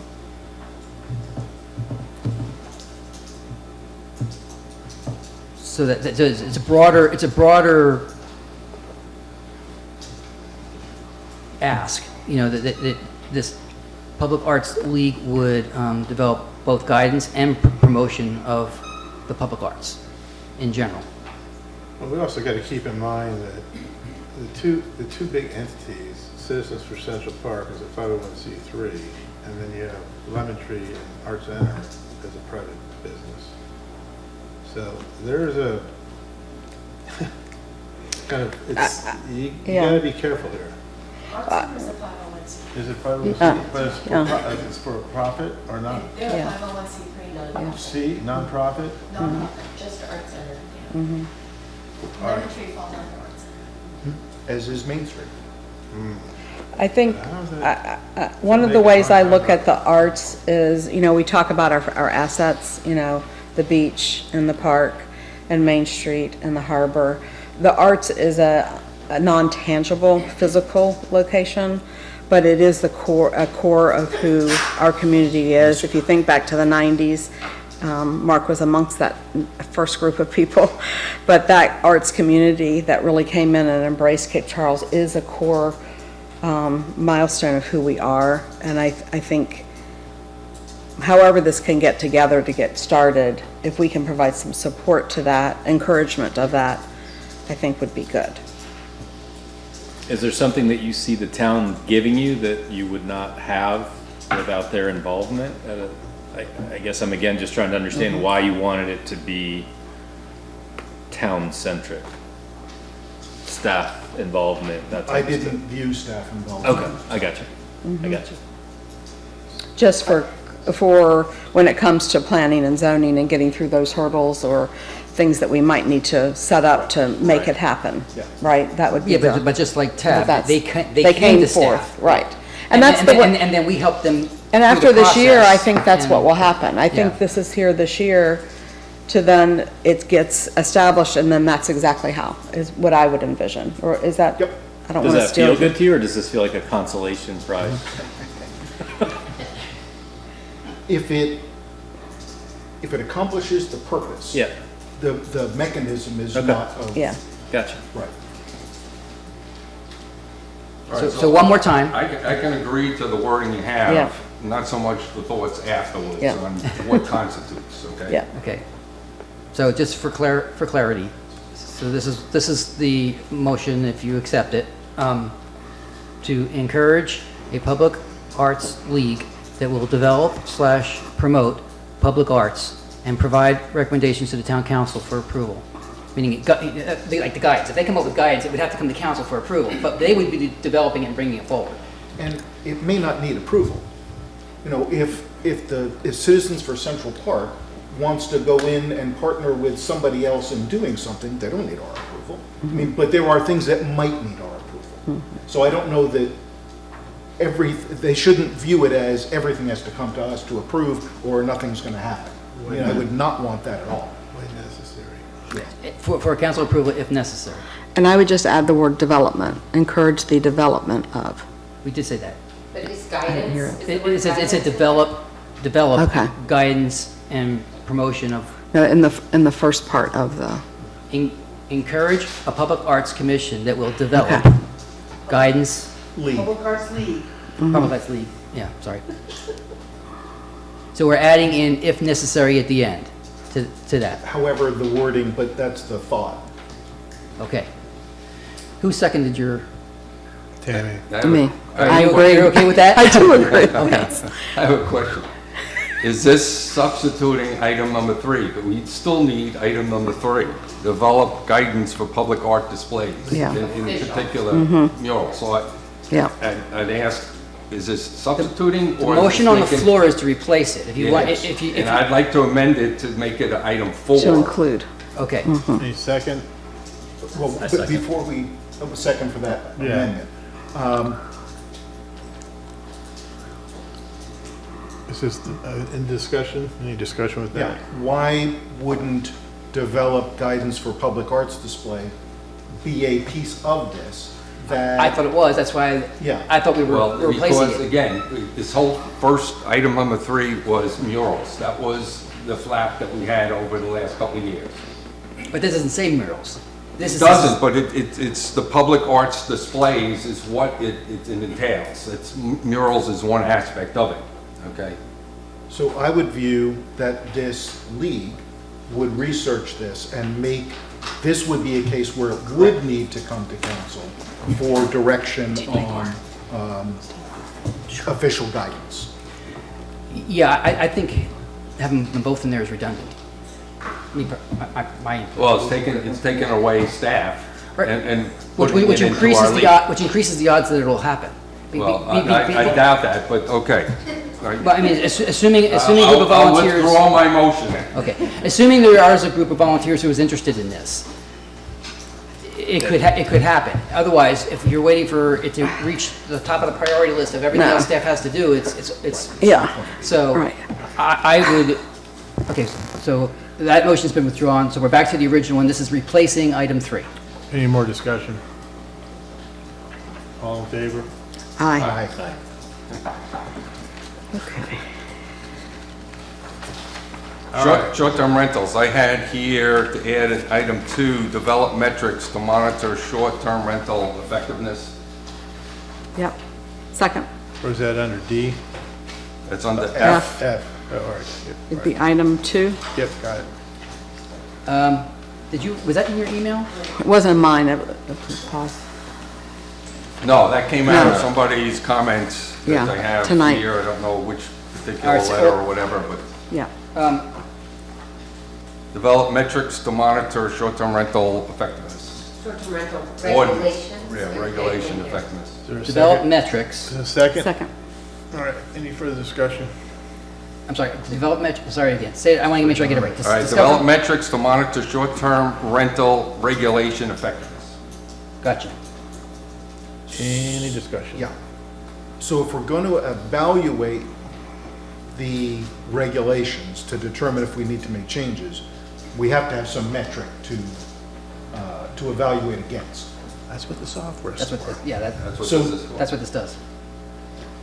What's Is it the a metric, separate though? item or is it a No, piece it's of? to develop the This is to metrics. develop the metric. Yeah.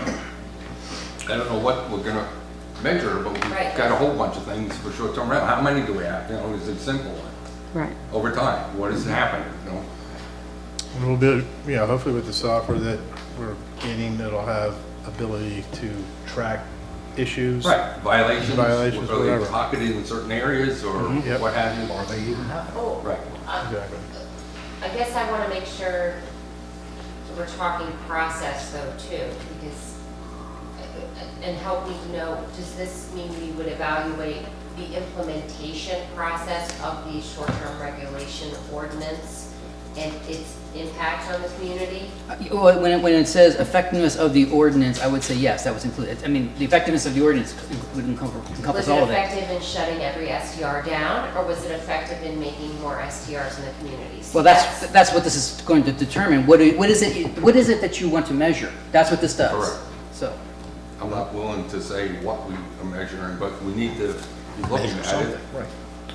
Yeah, we're gonna We see. made a huge change in our ordinance, well, let's check to see where it's going. Yes, agreed, wholeheartedly. any other discussion on Yeah, that? any more discussion? All in favor? Aye. All right. So wait, are we taking out evaluate No, I was adding an item 2. Yeah, that was 1. He added number 2. Send us that in advance. We may want to Sorry, I No, just it brought came to the through, table it right came now. through, develop your metrics, then evaluate based on your metrics. yeah, yeah. Yes, so did everyone hear Ken? No, I'm So, sorry. so really, logically, we need to flip the numbers. Yes. So developing the metrics would be 1, and then the other one would be 2. Would be 2, uh-huh. That would just make more sense logically. Yep. Anything for G? H? All right, on to the beach, maintain the beach front. Anything there? Protect and maintain the harbor. Anything at it? All right, protect and maintain Central Park, which is new. Yes. Uh, I any- have, Don't worry I, about the lettering. okay. I would like to change the overall title to protect, support, and maintain Central Park. It said before, protect and maintain. And So you're adding the word support. support. Mm-hmm. And then I would like to add in 2 items. Via staffing support, community programming efforts. And then I don't understand what that means. through staff, we are supporting the programming efforts that happen in the park. So we provide a lot of police support, public works support.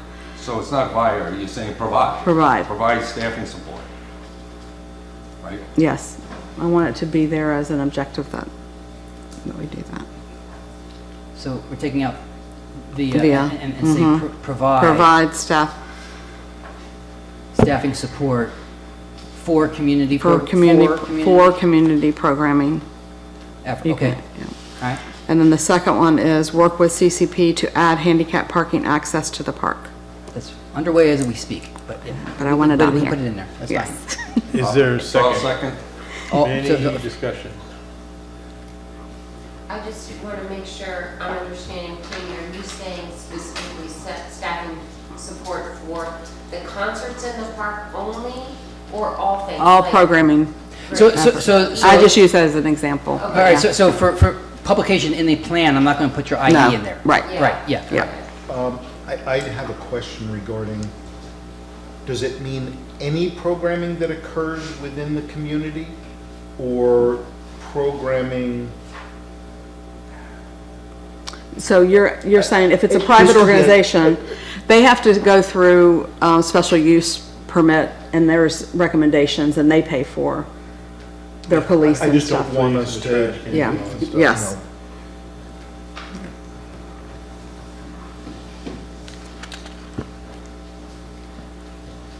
Any further discussion? All in favor? Aye. Aye. Okay. All right. Promote environmental stewardship. We had a little couple changes there. Anything else?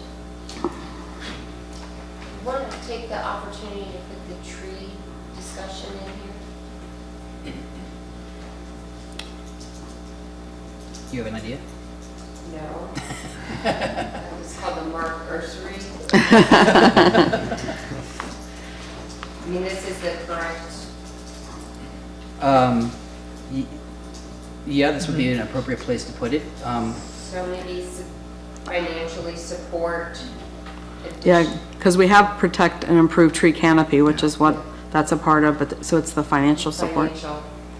Financial support So provide, and improve protect, improve, and provide financial support.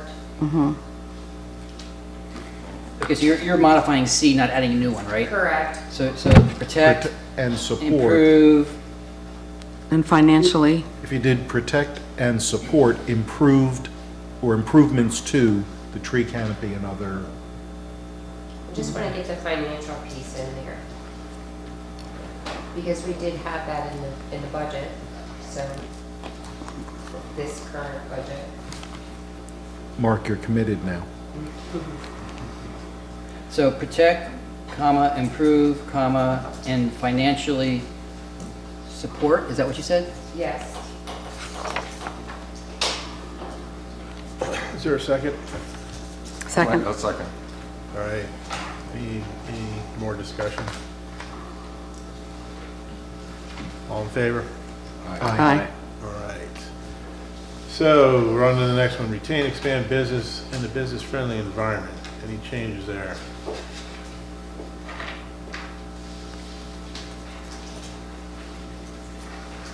It's a technical thing, but Cape Charles, Rosenwall School, they're trying to make sure that we're including Washington Rosenwall School.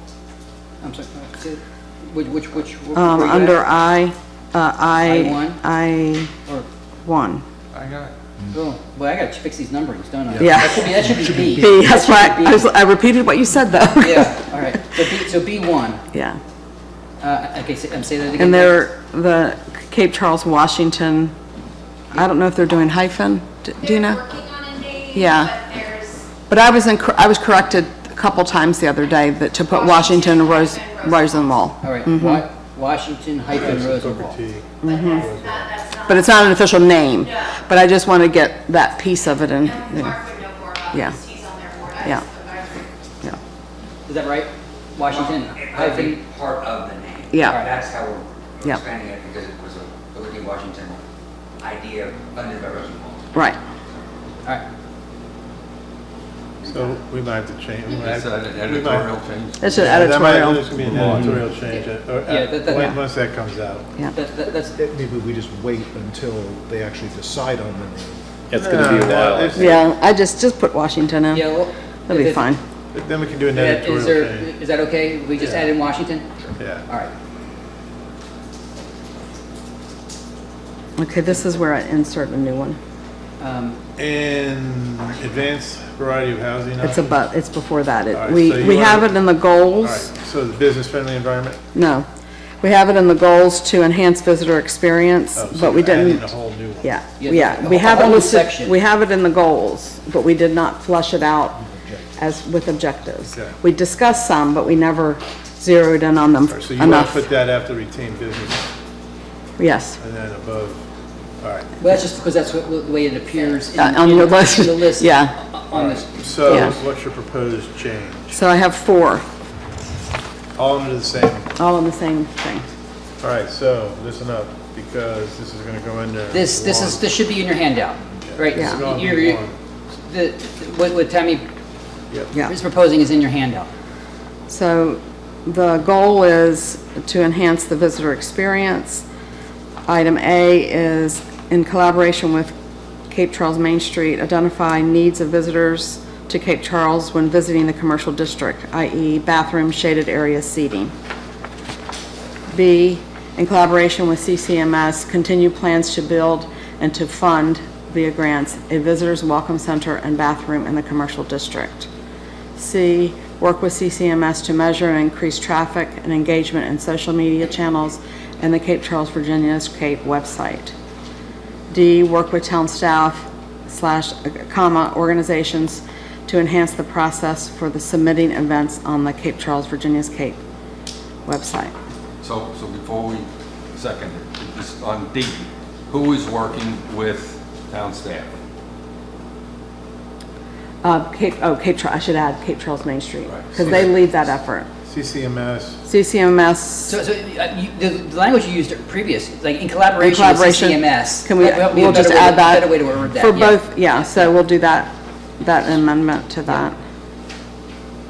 All right, so I'll second that. any further discussion? All in favor? Aye. Aye. All right. All right, advance a variety of housing options. Any changes there? Here's the 2 we added. All right, meet our residents' expectations for town services. Any adds or changes there? All right, implementation. Any, I'm sorry.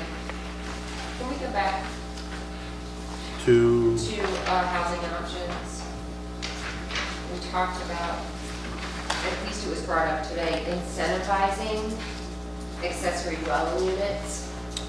they already have, it's already set up that way. Accessory dwellings for only long-term rentals. That's it. We were saying incentive, if someone said, Yeah. let's talk about incentivizing. Yeah, and I thought exactly. maybe Me too. We want to put that Right. word in here. Because we have promote the ability of accessory dwelling units to be workforce housing units, and that's maybe where we would add. Through- Promote and incentivize? Promote. Yes. I thought we already had that. Evaluate incentives. I'm not ready to incentivize So, blanket. so could we make it an item E, evaluate Yes, potential incentives? Yeah, I think it's a separate one. It's better Yeah. as a separate one. yes. So, evaluate incentives, okay?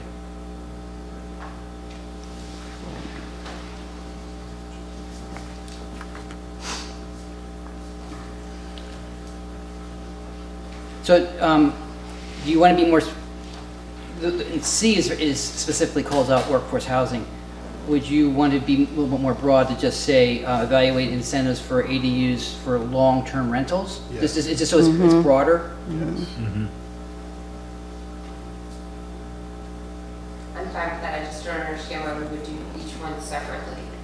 Because Paul wants us to evaluate it before we necessarily jump in to promote it. No, I'm sorry, I wasn't clear. I Okay. don't know why we would call one workforce housing and Oh. one long-term housing. Yeah. That's all. No. So we could change workforce To to long-term. long-term housing units, and then it would be, They say. Yeah. So you want them to both say the same thing is what you're saying, Yeah. right? So describe. So you want long-term rentals for,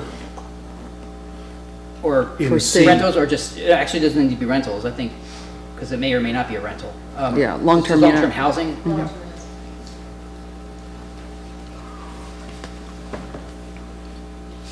Okay, and so that's the new E, and then we're going to change C, change workforce housing to say the same thing, long-term housing.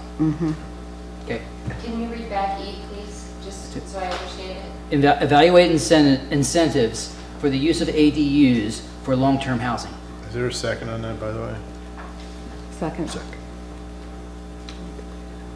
Terry did. Yeah, I didn't second Oh, no. That's fine, it. Yeah. because he's talking about, all right, any further discussion? All right, all in favor? Aye. All right, so anybody had anything, meet our residents' expectations for town services? I mean, we've got A through H. We had an H last time. Implementation. Anybody have anything there? Work plans?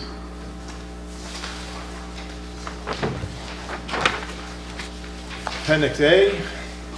This is right out of the comp plan, so we just added some clarification as a result of the work session. All right, appendix B? Here's the meat.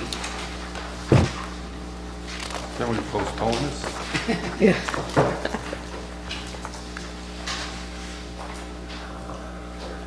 Well, I think we should put,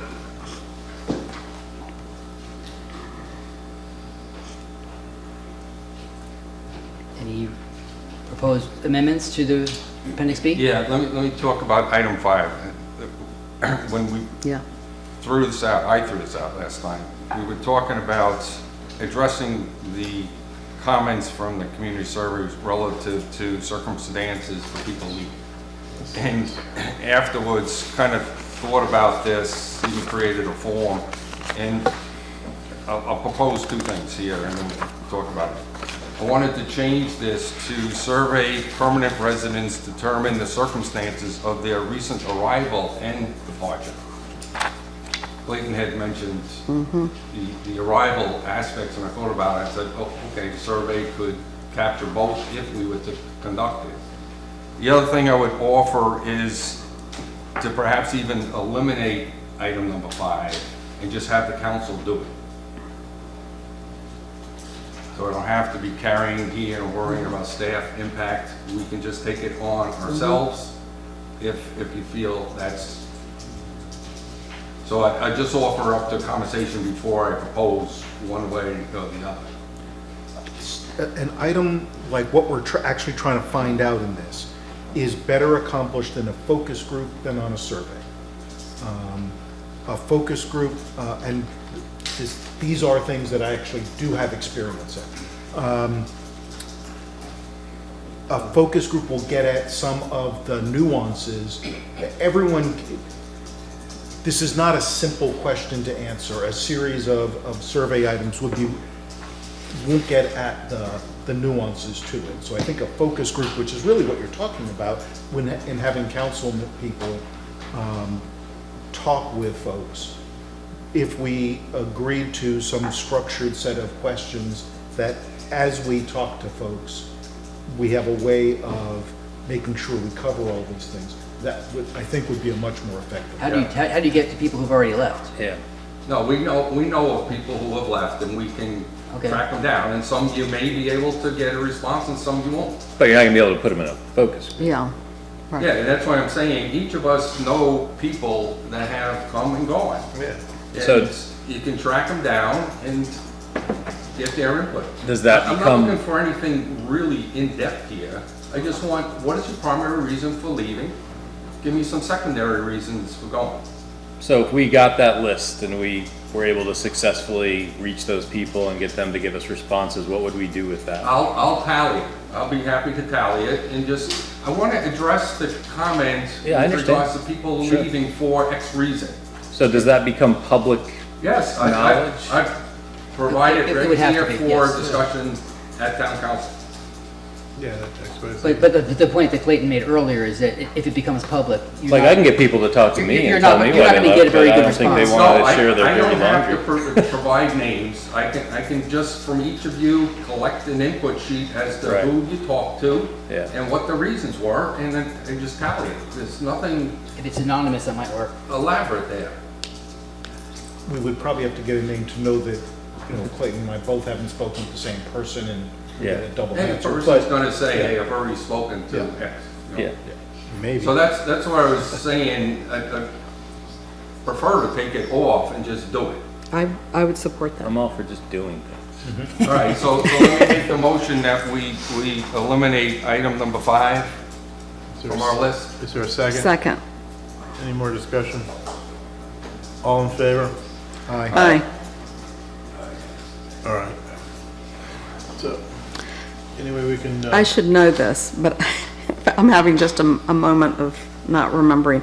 The ones that are below are in order of which we'll do them? Is Yes, that correct? those are priority order. The ones above are not, they're just Okay. everything listed that we're working on. Okay. But yes, as staff, once I check off some of these blue ones and we have bandwidth, I'm gonna reach down to number 1 first.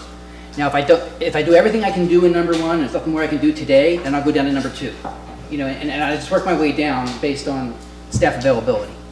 I would recommend that we move, given our conversations tonight, continual public input, move the townwide parking plan up. Up Uh-huh. to where? Could we switch it with number 3? Or if somebody else has a suggestion? Well, I think when Claudette mentioned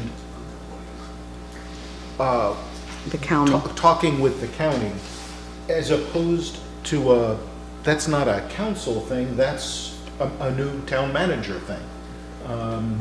So I disagree. Okay. I disagree You with have her more comments experience, quite a bit. She kept using, well, that's just normalized work, that's just normalized work. Well, it's still work. I mean, so if you put it on this list, or if it's just on my daily checklist, well, it's still time. It means if I'm doing it over here as normalized work, I'm not doing this, it's still work.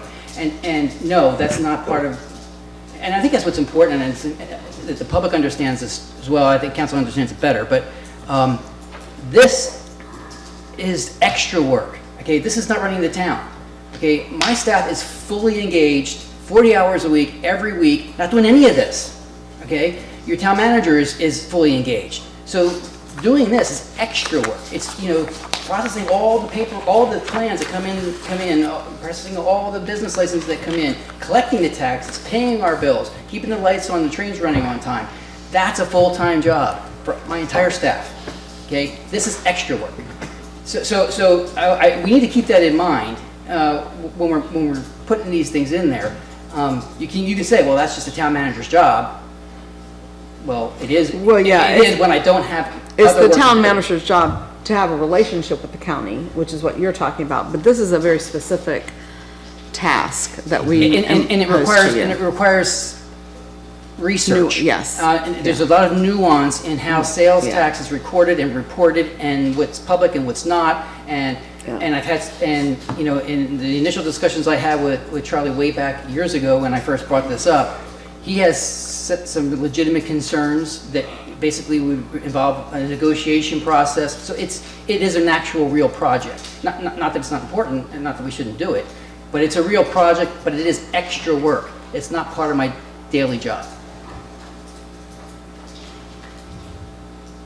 So I had recommended that we move sidewalks up to 3 and shared revenue agreement to 4. Is there a second? Hold. Wait, Sidewalks or parking? Parking, sidewalks are not even on there.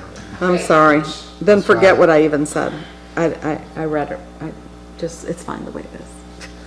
But can we get sidewalks? Well, we gotta develop, what was your? Sorry, I had sidewalks on the brain.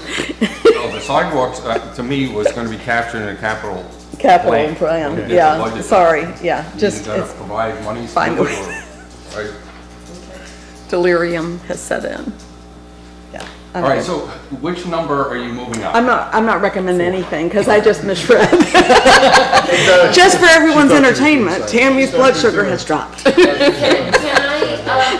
I just ask that we add on, item number 2, review efficiency of current planning and zoning processes? Do we want to add the word the historic district process to that? I don't know if that is if it's captured in the planning and zoning process and fees, or if we want to add that in there too. It's all part of it, regardless what Yeah, district this is more encompassing. If you wanted to narrow it down to just a historic district, you could certainly do that. No, I just want to make sure it's you're clear. in. It's still zoning. Yeah. Yeah, this encompasses all That covers planning and zoning processes and fees, so. That covers everything. Okay.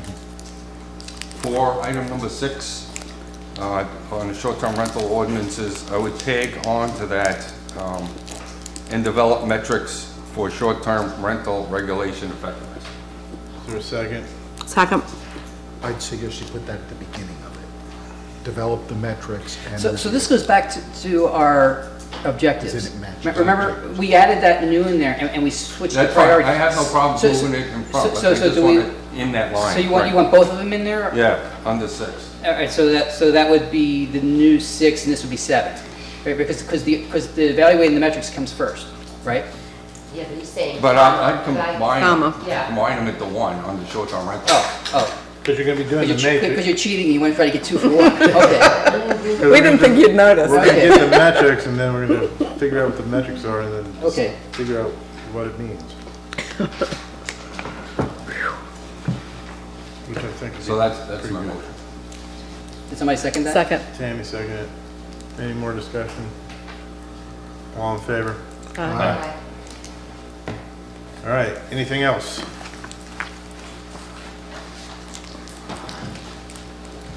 Back to the. Then we're back to the main motion.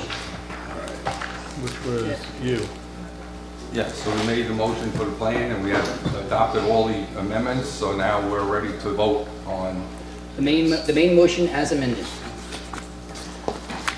All right. It's not roll call, this is a vote, just a regular vote, right? Just a regular vote. Yeah, all right, all in favor? Aye. Aye. All right. All right, on to B, conditional use permit, 2025-02, Tazewell, 711 Tazewell and 302 Fig. All right. But who is that? Is that Katie? All you. So you are requested to hold a public hearing this evening, which you did, and no comments were received. Specifically, the application is from Donna and Greg Kohler to amend a previously approved conditional use permit at 711 Tazewell Avenue, 302 Fig Street, AKA the Fig Street Inn. to add additional uses as authorized under Cape Charles zoning ordinance section 4.1M5, specifically to add a bicycle rental capacity, gift shops located within either the principal residence or buildings identified as part of the bed and breakfast, and not to exceed 20% of the total floor space of the bed and breakfast. And number 3, electrical vehicle charging stations. The Planning Commission did hold their public hearing on March 4th on said application. Give me a second. Planning Commission, here we go. And we provided the staff report. We received the following comments from the public. One from Susan Kerrigan at 530 Tazewell Avenue, who stated that she is not supportive of a gift shop because there's already sufficient number of gift shops in the commercial area of the town. She is also not supportive of a bike shop and is concerned where it will be located on the property, in one of the existing structures, or will there be a new building constructed for the bike shop? She is unclear where they would store all of the bikes for purchase and how would they handle repairs of bikes. She is concerned that there will be a parking problem that will arise due to the EV charging stations, since there are no other EV charging stations in town and everyone will be looking to use the ones at this property. She is completely against the CUP application. Tom Weaver of 702 Monroe stated he agrees with the comments from Ms. Kerrigan and he is also concerned about the alley between his property and the Fig Street Inn being blocked, overly utilized as a result of the commercial activity being proposed to the property. The applicant stepped forward, Ms. Kohler stepped forward to address the specifics of the application and the manner in which these 3 business uses would operate on the property. She stated the zoning ordinance is for bicycle rentals, not a full bicycle shop. She stated they will have 10 bikes max for rental, and this is based upon the number of bedrooms at the bed and breakfast, which is 5 bedrooms, and then presuming 2 people in each bedroom.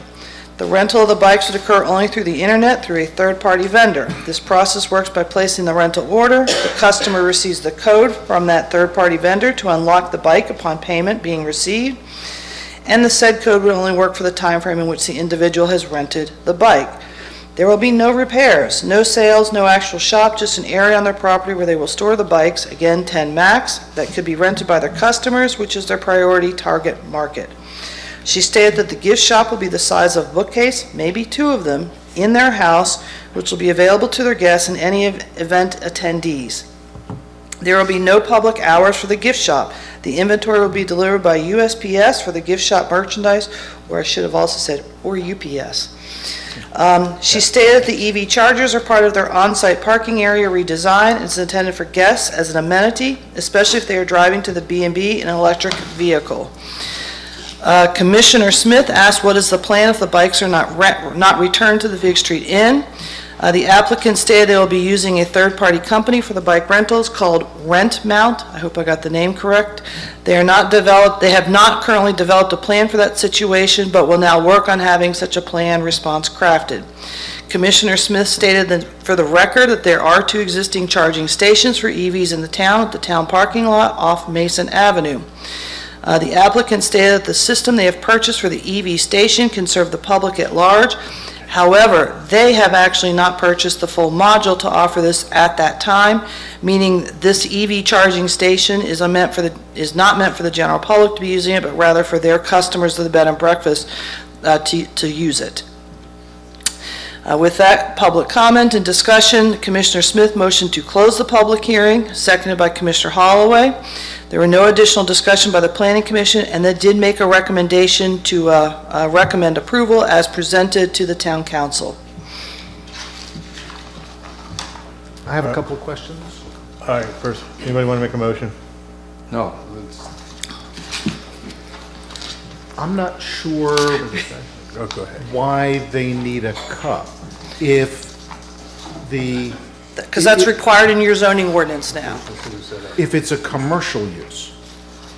But It's if, required in what you adopted in December, that was put in as know we adopted something, additional but- commercial uses, and they have to be applied as a cup. what I'm saying is this a commercial use? If, for example, a bed and breakfast were to sell coffee mugs with their logo on it, is that a commercial use of a gift shop? Outside of their bed and breakfast, yes, it is. No, inside their bed and breakfast. Outside of the actual operation of the bed and breakfast, yes, it is.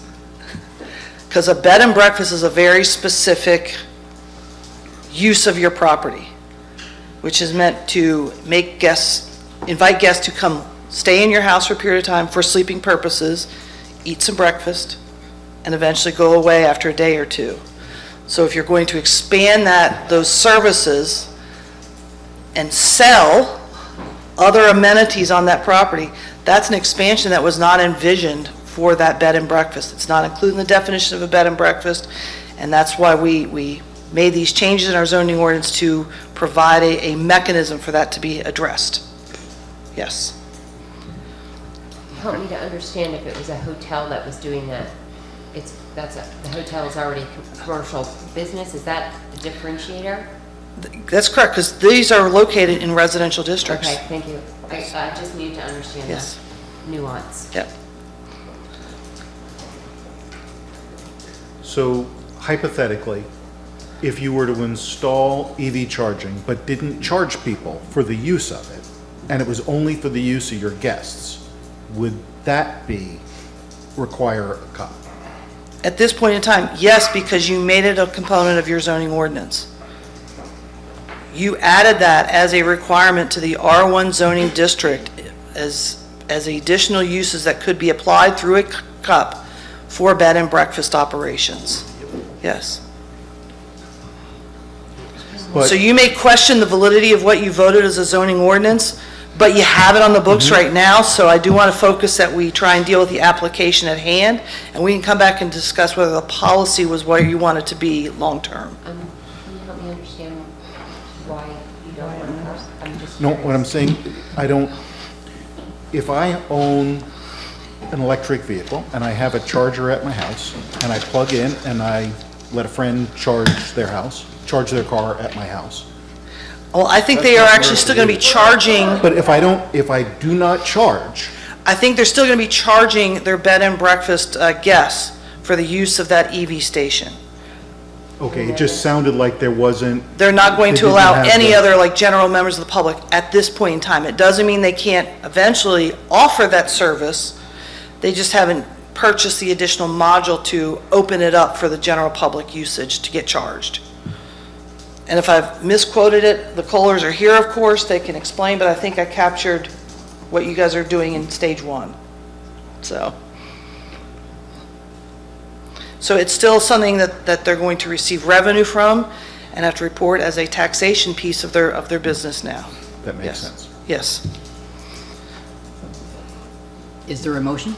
No, No, there's still no motion. no, that's what I said. Is there anybody want to make a motion? Yeah, I'll make a motion that we approve CUP 2025-2, the application to amend the conditional use for 711 Tazewell Avenue, the Fig Street end, as a bed and breakfast, add the following auxiliary, accessory, and business uses at the Fig Street Inn: bike rentals, gift shop, and an EV charging station. A second. Any further discussion? All in favor? No, hold on, I just hadn't gotten to that. Well, Just took a breath. with a good thought. I think for the way it's discussed now, with use of these three items for people who are staying at the bed and breakfast, I have no issue with that at all. When it becomes, as several people said, a line of cars going to an EV station potentially, or more traffic through that way, I'm not necessarily comfortable. I can certainly. Well, we have to change the zoning then, because we specifically put that in there for another revenue streams for the B&Bs. So that's how we wrote it, and that's why we put a conditional use, a cut to do this. And as Katie said, if the people who are staying at the bed and breakfast use that and pay for it, I have no issue. That is why we'd have to have a cut. But if it becomes a general use by anybody who's in town, then I think that starts to create more and more traffic through that area.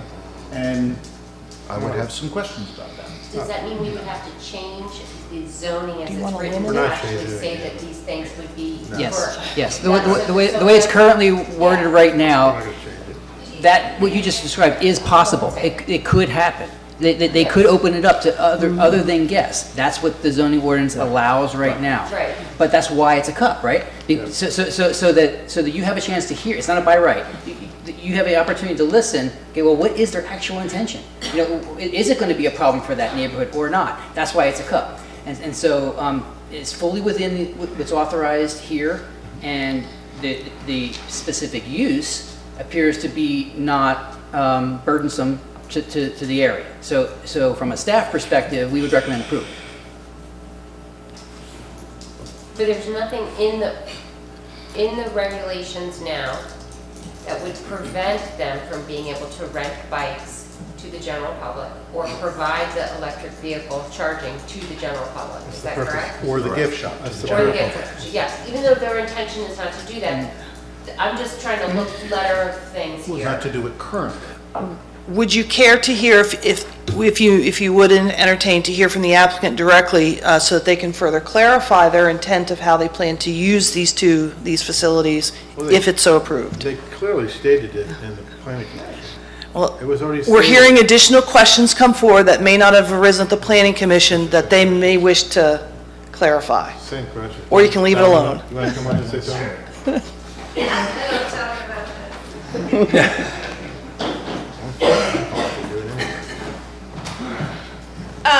The reason we've gone through this entire process is because our current cup as a bed and breakfast allows us to provide lodging. It's very specific. So yes, we sell mugs. So I'm being honest and upfront. This is what I do for my business. We have a gift shop. I would like to make it Cape Charles legal. I would like to offer bicycle rentals to my guests as well as the general public. I do not expect it to be a traffic thing. Someone's gonna, first of all, if they need a bike, they're gonna walk on up, they're gonna get dropped off, they're gonna grab the bike, they're gonna go. There is no shop, there's no interaction with Greg or I. It's all handled out in the cloud, as I've said before. This company that we're working with, it's in one of the plans in one meeting. At some point, I provided where this is going to be located within the parking lot, which has been newly renovated. It's looking good. Thank you very much. And so they're going to be outside, and so there's no interaction with us. Greg and I do about 20 loads of laundry every day. I only want this whole thing is so that we can have approval of what we're doing, we can make a little bit more money, we can offer some more amenities to our guests to make this a more, I think, tourist-friendly, attractive destination, which was literally just approved about 10, 15 minutes ago in the, strategic plan. I'm sorry, I'm exhausted. I know you all are, this was a long meeting. The EV charger, we have purchased one. It is for our guests. We did not purchase the upgraded module to allow it to be available to the public. We do have that option at some point. It is so cost prohibitive with the extra initial cost, the annual contract, and the monthly cost. We do not anticipate that we are ever going to make it available to the public. And if we did, it is one EV charger. Yeah. We have no intent on adding another. We would never make money on it. Right. ROI on it. We would To make it available to the public, the ROI on it is negative, like 4 figures. It's not like we're going to have 1970 gas lines at the EV charger. No. It would pretty much have to be in use constantly for us to make Yeah. the monthly charges. Right. It's a convenience for our guests to make us more attractive, to make us more competitive with offerings. And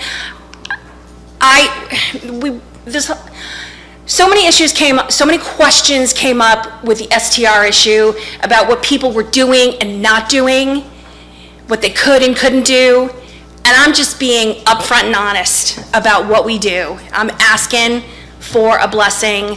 The gift shop, we currently sell to our guests. We sell to past guests. They will place orders after they've left. We would like the option to participate in the Festive Friday. Open my door. sell some mugs, sell some sheets, sell whatever it is that we have. Most of the inventory we have is direct drop ship from the vendor, the supplier, so we don't actually have the inventory. So that concern about additional traffic on my street and delivery trucks coming 24/7 is kind of, is null and void. So I apologize, I sound frustrated. So this has been a very long and expensive process to just validate what we've been doing so that I can do more, so I have the approval, the blessing to do more than just lodging, as the CUP currently states. So that's the whole reason. Are we good? Anybody else have any questions for Ms. Kohler? Thank you. Thank you, Donna. All right, any further discussion? All in favor? Aye. All right. Lease amendment for the Hungry Crab LLC. All right, so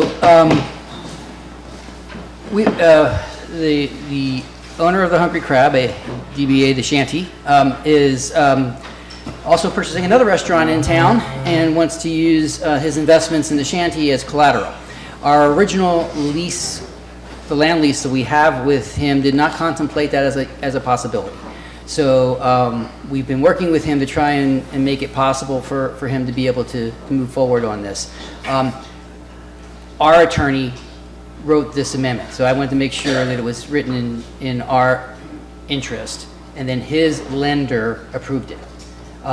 So it does, there are some concessions that we have to give here. I don't think that they're extreme, but I wanted you to read the entire amendment, and if you're okay with it, staff would be okay with it, and you could make a motion to approve. So then we got a motion. Yeah, Vice Mayor, I make a motion that we approve the lease amendment as presented. Second. Any discussion? Thank you, John, for going that enough forth time? with the attorney to get the language that we needed. All right, no further discussion. All in favor? Aye.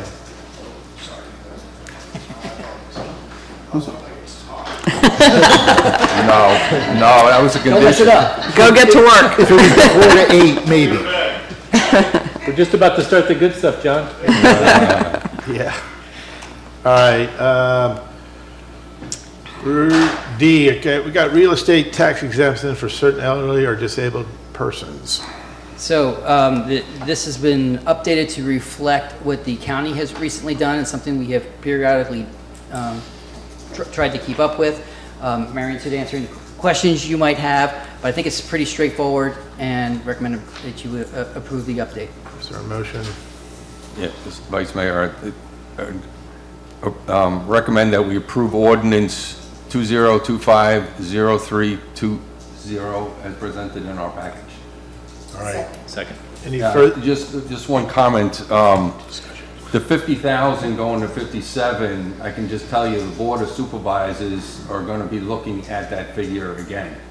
They're not sure how the 50,000 came around. Cost of living over 3 years got it up to 57.5.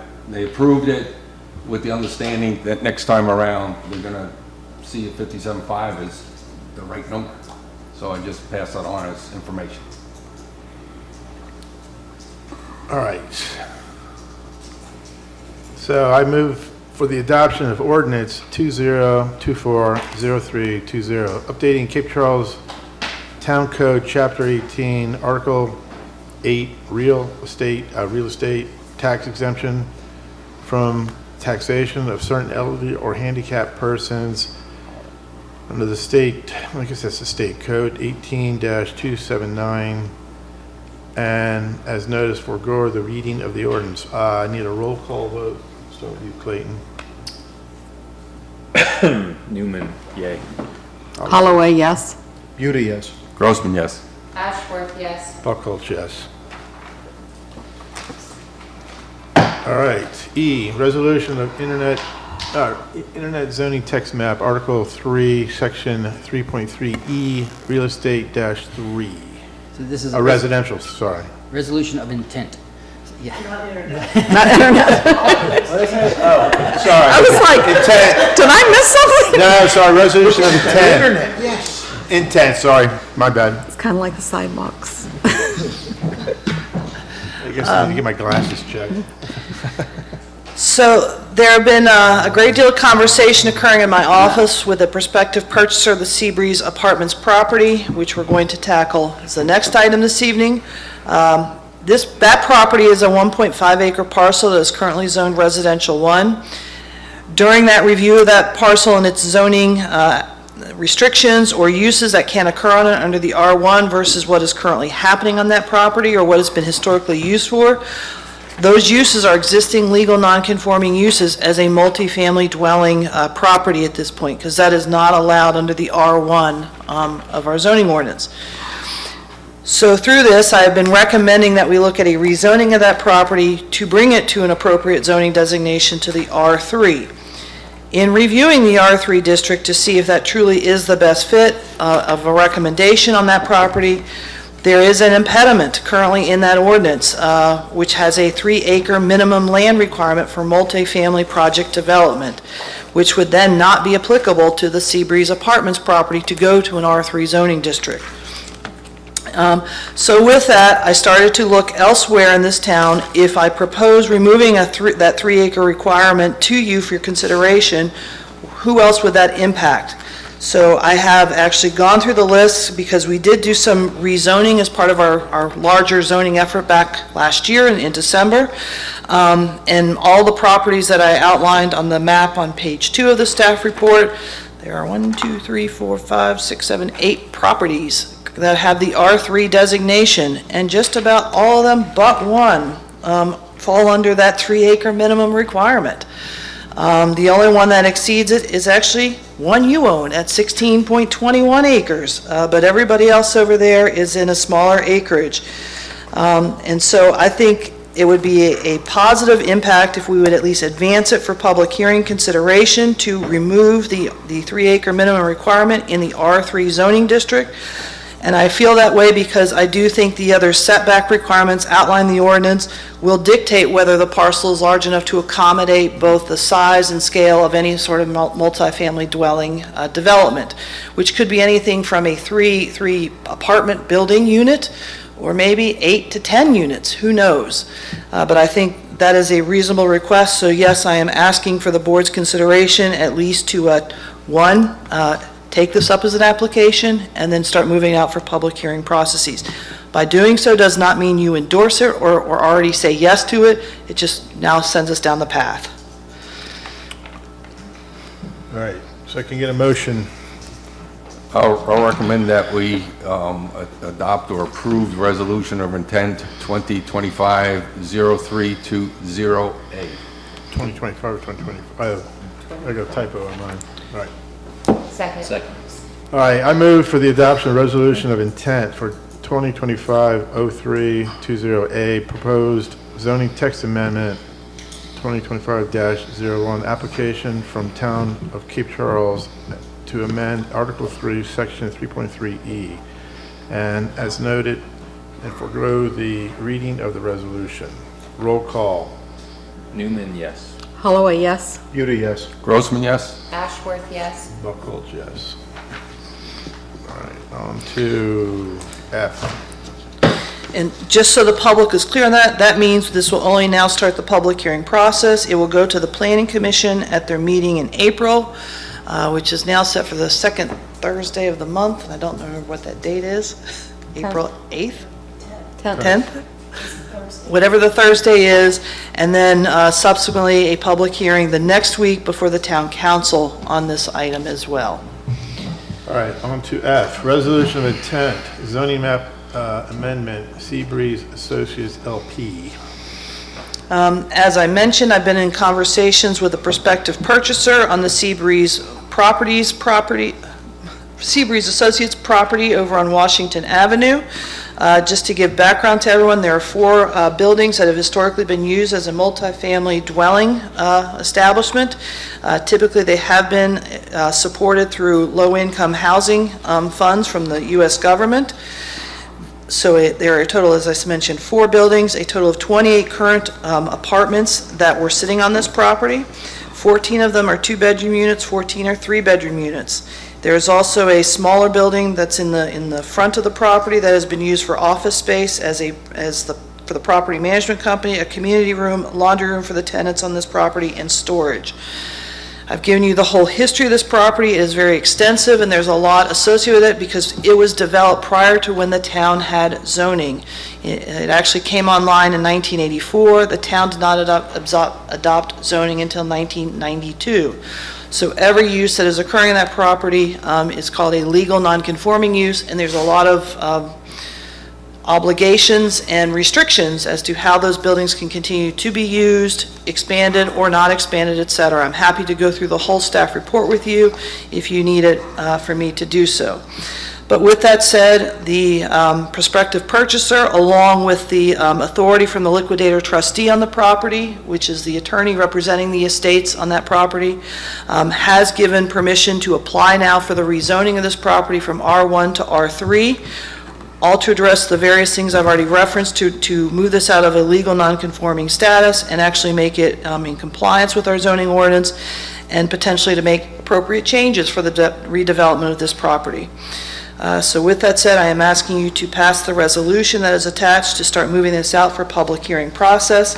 Again, presuming you say yes to this, then the first public hearing would be at the Planning Commission meeting, which is going to be April 10th. And then again, it will come to you at your subsequent week on April 17th. All right, can I get a motion? I'll make a motion that we approve resolution of intent 2025-0320B. Second. All right, I move for the adoption of the resolution of intent 2025-0320B, zoning map amendment 2025-01, application from Seabreeze Associates LP to rezone tax map 83A1-3-B2 and 83A1-3-3 from the residential 1 to residential 3 multifamily district with proffers, as noted, and forego the reading of the resolution. Roll call vote. Newman, yes. Holloway, yes. Beauty, yes. Grossman, yes. Ashworth, yes. Buckholz, yes. All right, next one. All right, June Town Council meeting date change. Finally, the most important thing on the agenda. We're finally getting to it. So, as it turns out, our normal meeting night in June falls on our holiday of Juneteenth. So we need to move that date we were required to do that by resolution. And so we are asking if you have a preference of which date to move it from. So we were scheduled for the 19th of June. The Thursday before is the 12th. The Thursday after is the 26th. Or if you wanted to maybe do the Wednesday before would be the 18th. I'm asking if you have a preference and to make a motion to that effect. Are there anything in timing-wise as far as public hearings and, It's too far out to dates to know. know. I mean, generally, what we're doing about this time is approving the budget. Right. But normally, we have the public hearing the first Thursday in June, and then we'll adopt the budget later. So it shouldn't. Which day would be best for you, John? You're free, aren't I can make any of them work. I'd say the Wednesday before. I'd go for that, yes. Yep. Yeah. That's potentially it's when the Wetlands Board meets, but the Wetlands Board does not typically. So that's a good date. So someone make a motion to that effect. I move that we change our June 19th, 2025 meeting to June 18th, 2025 at the same time. Is there a second? Second. All right, I move the adoption of resolution 2025-0320C, changing the day of the June 2025 Cape Charles Town Council regular meeting as noted and forego the reading of the resolution. Roll call. Newman, yes. Holloway, yes. Beauty, yes. Grossman, yes. Ashworth, yes. Buckles, yes. All right, town manager comments. Okay, a couple of quick things here. I'd just like to announce we have hired a new full-time staff member, our Inspector of Compliance Officer under Katie and Jeb is Adam Buell. He started on the 11th. So, as mentioned, I think earlier tonight, I just wanted to make sure you knew that we did get an RFP out on the street for the Fig Street sidewalk around New Routes. On the BMP, the Beachfront Master Plan grant, remember the last time we talked, there was a grant opportunity that BHP was going to help us with. It's a no match grant that we can use for planning and development. That got delayed until last Tuesday, but I worked with them to do that. It's one of those things where it's a first come, first serve. Right. It opened up at 2 o'clock. Didn't actually go live until 2:05. I was able to get our application in by 2:18. So we did get it in. We asked for the full amount, $750,000. That would take us through a lot of the planning and initial design for the grants that would be needed for construction. So that's an important point that we're going to make at our upcoming meetings, that this is going to be largely, if not mostly, grant funded. That's the intent. However, I do want to, we also touched on the fact that our consultant is currently working outside of his contract. They have exceeded their scope of work. I have negotiated a contract amendment with them that I feel is reasonable. In fact, I think it's quite a good deal for us considering the amount of work that's still to come. And I will be bringing that forward to you in the April meeting. When will we be having? Next. Thank you. I wanted to make a note that on the announcements section of your agenda, it is not correct. There's a couple of omissions and something wrong. So on the announcements, the next thing is a Beachfront Master Plan public engagement session for March 29th. That's a Saturday at the YMCA from 11 a.m. to 2 p.m. So we want to get the word out on that. And there's going to be a second Beachfront Master Plan public engagement session. It'll be the exact same thing as the one at the Y, just we're going to do it a second time in the evening this time during the week. It's a Wednesday night, April 2nd, from 5 p.m. to 7:30 p.m. here in the council chambers at Civic Center. Okay? The April 3rd town council work session that is on your announcements, we're not doing that. So that was the original work session for us to go over the public input from these Beachfront Master Plan meetings, but remember those meetings got delayed a month. So this work session has to get delayed at least a month probably as well. So the work session is off and 2 public engagement sessions are on for the announcements. I also wanted to make note for the public that, I think we mentioned very briefly previous meeting that new water and sewer utility rates have come out from Virginia American Water that went into effect in March. I mistakenly said last time that they took effect on March 1. They actually didn't take effect until March 12. And because of their billing cycle, when you get your March, that's for the prior month. So you're not going to see the reduction until April. Okay, so I just want to let the public understand that. And I also want to make sure that we reiterate that there's a refund coming for the difference between the lower rates and the higher rates, retroactive to May. It could take up to 90 days to see that on that credit on your bill. Okay, so I just want to make sure everyone knew those things. And then the last thing I want to do is read a press release that we just issued this afternoon. John, I'm sorry, because I think that's very important and I don't want to detract from it. Can you tell us when we will be educated on the Beachfront Master Plan presentations and the survey so that we're prepared and can prepare for the one that's a week from Saturday? Right, and my question also was, what time we should be in advance and all of those things.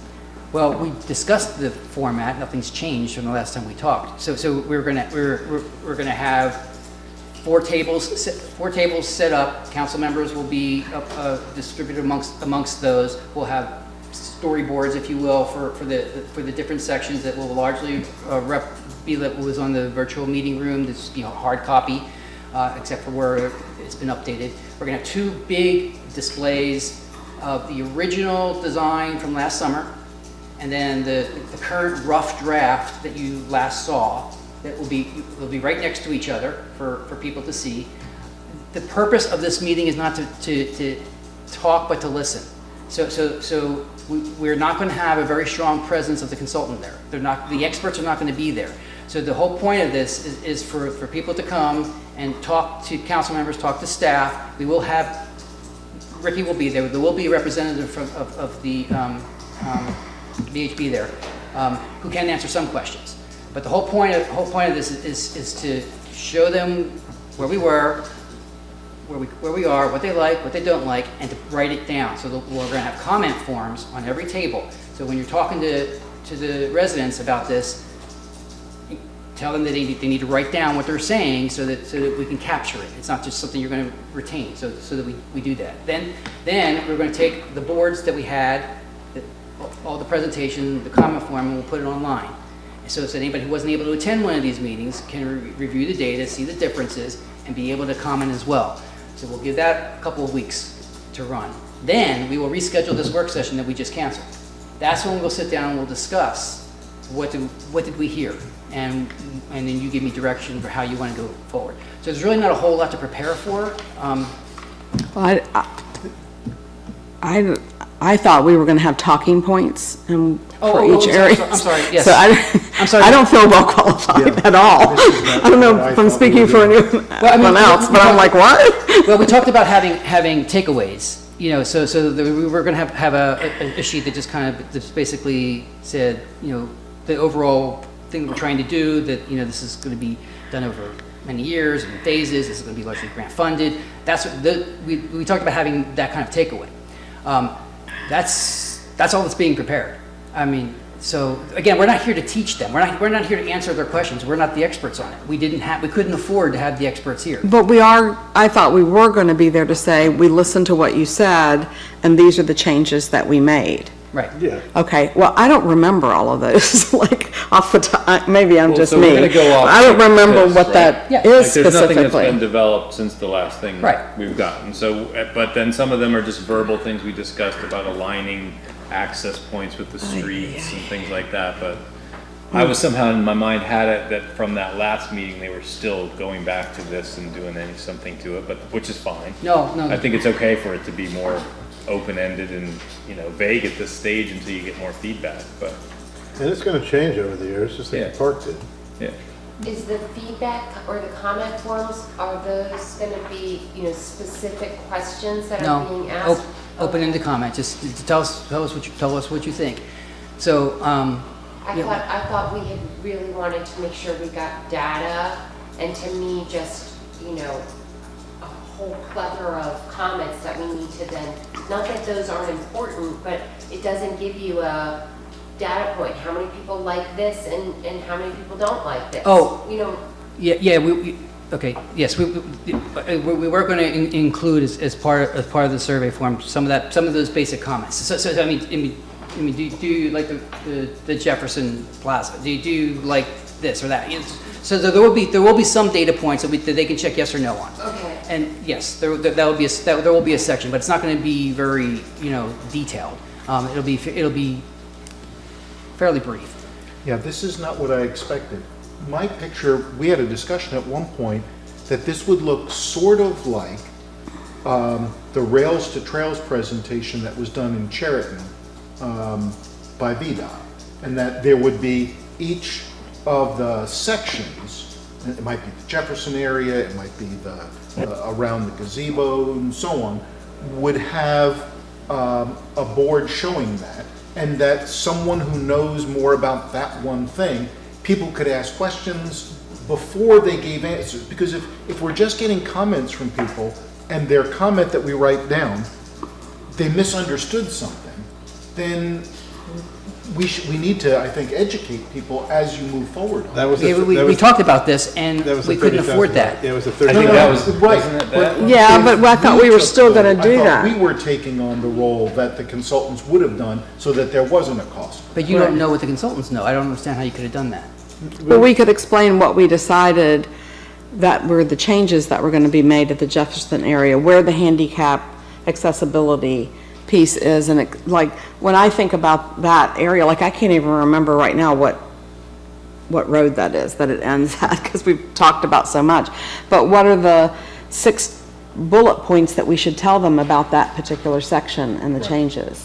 What are the, when we're looking at where the food trucks and those types of things, what are we doing now in that area, and bullet points? Because then, otherwise, people are gonna come in, look at it, they may not be able to see it or understand it as well, and they write down the same things that we've already received, that they don't like it.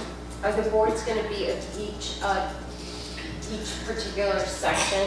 You may have answered that already. but Yeah, let's- one table is the history. So this is the history of, the beach and the dunes and Bay Avenue and all of that. The other one was going to be that was going to be on the mostly on Bay Avenue, and then there's going to be another one on the beach and dunes specifically that talks to the science. That this is why we decided on what needed to be there as far as storm protection, that sort of a thing. And there'll be a handout that people can get on that section? Well, there'll be a board there. I guess I can have the board printed. I can have handouts of that. Yeah. That have, I could do that. Yeah. Just so they can walk away with that Right. information. Okay. I could do that. That's Okay. easy. Then there's going to be one. So there's going to be. So there was the history of Bay Avenue, and then there was going to be the design of Bay Avenue. So we're going to reconstruct Bay Avenue, the new parking, all of that. And then the fourth one was going to be the plazas. There's only 3 now, right? So it's going to be the South Plaza, Randolph, and Jefferson. So just those 3, because that's all we're doing now. So there will be boards on that. So those are the kind of the 4 stations that we're envisioning. And Ricky will be there to answer some questions. He just can't be at all 4 tables at once. And I guess I just thought that it was fairly self-explanatory to look at this and see what it is compared to what it was. And That's what we dumbed it down to. yeah, so Can we take, maybe not everyone agrees, the history and the Bay Avenue one, the first 2 that you mentioned, and make those 1, and push a little bit more on each of the 3 plazas you're suggesting? So there's still then 4, but we're able to drill down the area of Bay Avenue parking, we're able to drill down around the Love Sun. I don't know if Well, everyone it agrees with that sounds or like not. one of them was gonna be the parking separately, right? Well, that's one of the, reconstruction of Bay Avenue to include the parking, Yeah. yes. So that's and 1. the beach and dunes, 2, the history and Bay Avenue, like history and Bay Avenue is 3, and then the plazas, those 3 are lumped together. And most people don't even know there were lookouts there. So I just don't know that the three disparate plazas make sense altogether, because that's really the meat of what all this is about.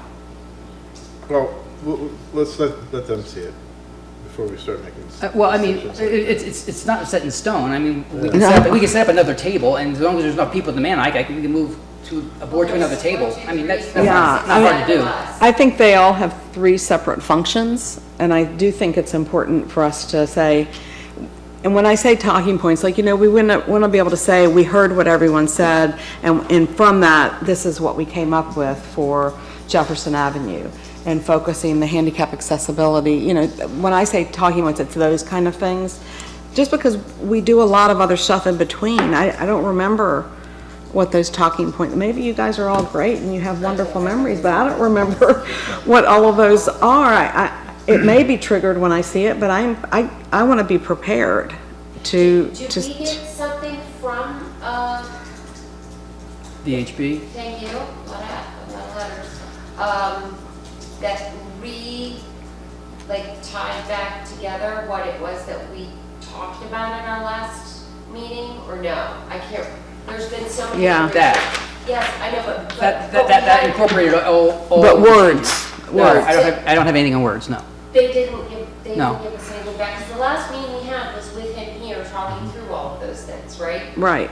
So isn't what is gonna be presented on the 29th and the 2nd from that meeting with him, and if so? Nothing's going to be presented. It's just going to be, you can look at some pictures. Okay, presented on a board to people, Yeah. I mean, that's what I'm thinking of, is presented, it's gonna be showcased, Right, shown. right, so the new boards that you haven't seen yet would be on the new things that we talked about, like the new. We just haven't seen them yet. The three new plazas, So can we those get haven't been those in developed yet. advance? Can we get those pieces in advance of the 29th?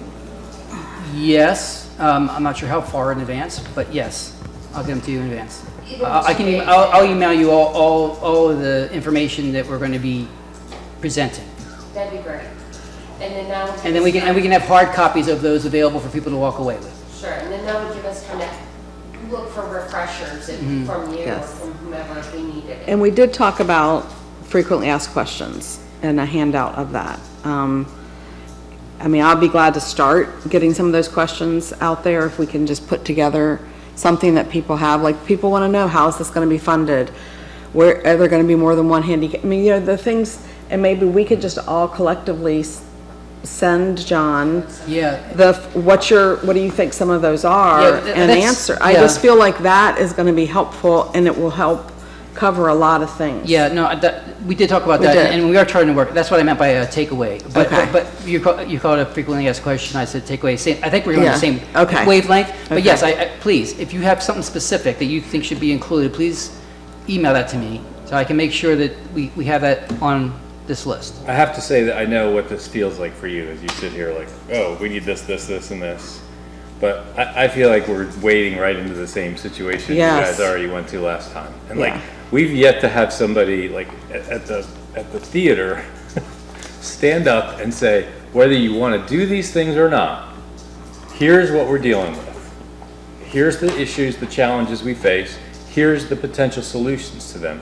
You put this thing up on the wall, there's no explanation of the real sand clearing, the sand containment thing. You can have me on one side of the room saying this is the greatest thing since sliced bread, and you can have Paul on the other side saying, and this is the stupid. They forced me to be here. They made me But whomever stand that here. is, we haven't even reached consensus on like what we need. And like, I sell this to people because Yeah. like sand is taking over the town. And Yeah. we're not going to have a beach left, but we're still just going out and like giving people something, and they're like, well, what is this thing? Not if we're taking this and we're drilling down into each section, right? We're not gonna we will, one time put that big map up. But the other places, it's gonna be sort of zoomed in Yeah. on specific areas, which I think will be helpful. But the important thing about this that people don't understand is this is not the design. Right. This is kind of the idea. And then the design would be the next phase of like what it specifically looks like, how wide the street specifically would be, how big the gazebo area around it. We just kind of said, and there's the gazebo, we'd leave it alone. And then we put some hardscape. We would have some areas where you could get to the beach and see the sunset without traversing over the dune to get there. We would lower the dune, but we wouldn't eliminate the dune. The amount of misinformation about this plan is insane. And that's part of we what get, we need to do on the 29th and on the 2nd. but it's sad that we don't have a chance together, not at 8:45 when we still have another meeting after this one, to do something that's like so important, whether we do it or not, to discuss and actually find some consensus on. And it's frustrating because I feel like, you know, I'll be honest with you. What I'm doing is all the people, the double the amount of the people who said all the things that we need, who then the first beach plan came out and said, what happened to that? I thought that was awesome. Well, those people didn't fill out the survey to tell you that it was awesome. They just kind of said, I thought we were doing that. And the people who hated it filled out the survey and said they hated it. And none of it was unfolded right, explained. I mean, there's not been one time where someone with the knowledge has stood in front of us first or the town to really explain. I mean, I sat here in a meeting before I was sworn in, and you didn't realize that the reason that one building on the original plan was so large was specifically Right. to have a containment area created by it. That it wasn't going to be just a big gray box, for example. It's like all these nuanced things on a project of such magnitude. I mean, it's I don't know, I feel like I feel like it's going to be rushed again, and you're just going to get feedback, and people are going to think that this is another thing that we've just, well, this is the new plan after you said you hated the old plan. So how is, I'm sorry, I'm feeling a little frustrated, I'm tired too. I get it, I'm sorry. So I don't know how else to do it, other than when we bring our consultants in a work session and they walk you through this and explain everything that you just said. Yeah. You're saying, well, but we never had no one ever who knew what was going on told us. Yes, they did. We never had a chance to talk about it. Yes, you did. I get it. And so, well, not you, I'm sorry. But I'm saying the council did, throughout this whole process. Yeah. And I get that we're not where we want to be, but I'm frustrated to try and give you what you're looking for, because I don't know how else to do. I don't know how to do it differently. I mean, this. I think you're giving us Yeah. everything perfectly. I'm excited about these I just think conversations. we want to be the Prepare. best soldiers to give the correct information. And I don't feel like I'm prepared for that. So I was just asking what that will look like between now and a week from Saturday, so that I can do it best and describe it best. And it's just been such a long time since we had that last conversation, and we didn't see anything in writing. After we gave Ricky all of those comments, did he interpret them the way we said that? All of those things are of question. Like, I want to be able to do it right. I just want to be prepared. All right, so how I see it, I'm with you, because what we're showing them is what we took from them, and we scaled it down, so we're just presenting from where it was the grand scheme of this giant plan. And we took the 5 big things and knocked them down to that, and that's what this secondary shot is. We don't want to drill down. We want to keep it as general and see what the response is to what we did. That's how I see it. And then further from that point, then move on. Because it was scaled down, and then we've got that photo there. Well, and we It's- just had the post came out 2 weeks ago, and it's. They're just trying to flashing all round. over looking like I we know, were but they're just still trying. with the They're just. original plan. I know. They're just trying to Doesn't rile. help us. They're I just know. trying to rile To stuff get out up. there with, here's where we are now. Are, as you And said, I- are we heading in the right direction? And I told them, because they contacted me about that, and I said, we're about to have these meetings, we're about to roll out new, they wanted, yeah, anyway. They clearly. I wasn't happy about that article either. But That's all. how about this? How about this?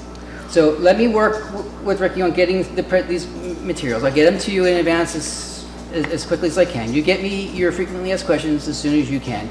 And maybe we meet, just us, at 10 o'clock Yes. on Saturday morning. The public comes in at noon, at 11, so you have some one-on-one time with me and Ricky, I like it. and you get to review everything, the layout of the room. You can say, oh, no, let's No move time the for me, table over forget here, it. or let's move the table over there. Okay, I like Okay? I like it. And then, Yes. does that work? Makes me very happy. Thank Okay. you so much. But I think that once we collect some of this information and Ricky takes it and does whatever he's gonna do with it, we need to educate people, showing them, telling people, walk around the room, look at these things, and then tell us what you think, doesn't educate anyone. How do we educate them? We have a meeting at the Palace where he gets up there and he puts up some of his slides and says this and that, and we invite the entire town to it. We got it, that's money. We gotta come up with a budget. Well, But if we want this to be successful, if we want people to say, we listen to you, we're showing you what we mean, then we have to do those things. Yeah, but this is not all gonna get done at once, and it's gonna change over time. Yeah, Just like and the parking. I mean, I'm not arguing with the need, but I'm saying being able to do it is harder than you're making it out to be. If you do it at the Palace Theater, one, a very, very, very, very tiny percentage of our population is going to see it. It won't be on Facebook because we don't have access to that at Facebook. You're not going to have any online. So yeah, you're going to really reach a very, very tiny population to a great deal and leave out most people. That's why we're doing it the way we're doing it. We're doing it the way we're doing it so that people could come in and have these one-on-one conversations with us and do it over multiple meetings and have the ability to do it online. And after we get all of that back together and we have a work session, you decide what it is you want to advance or not, then yes, then maybe we have a town hall meeting. And then where we have this interaction with people, and it's on Facebook, and that's how you do it. Yeah, so the location is not an issue, but we have to educate people, because that's where we fell down on the last one. No one understood what we meant by that. They looked at the pictures and they thought, this was done, this is where we were going. And I just don't want to see us end up in the same place. Okay. Let me have to repeat it. What year is it? 2007? Where everybody's all gangbusters for the old beach plan? Oh, yeah. All right. Now you get the new Are people. are we finished with the beachfront master plan? Yeah. All right. All right, so Now one your good last- news. One last thing I want to report. But first I'm going to read a press release that just came out this afternoon. The Cape Charles Police Department, assisted by the Northampton Sheriff's Department and the Virginia State Police, have arrested a 64-year-old black male, Jamar Jones of Accomack County, for the first-degree murder of Calvin Cummings on February 18th here in Cape Charles. Jones is currently being held in the Northampton Regional Jail without bond.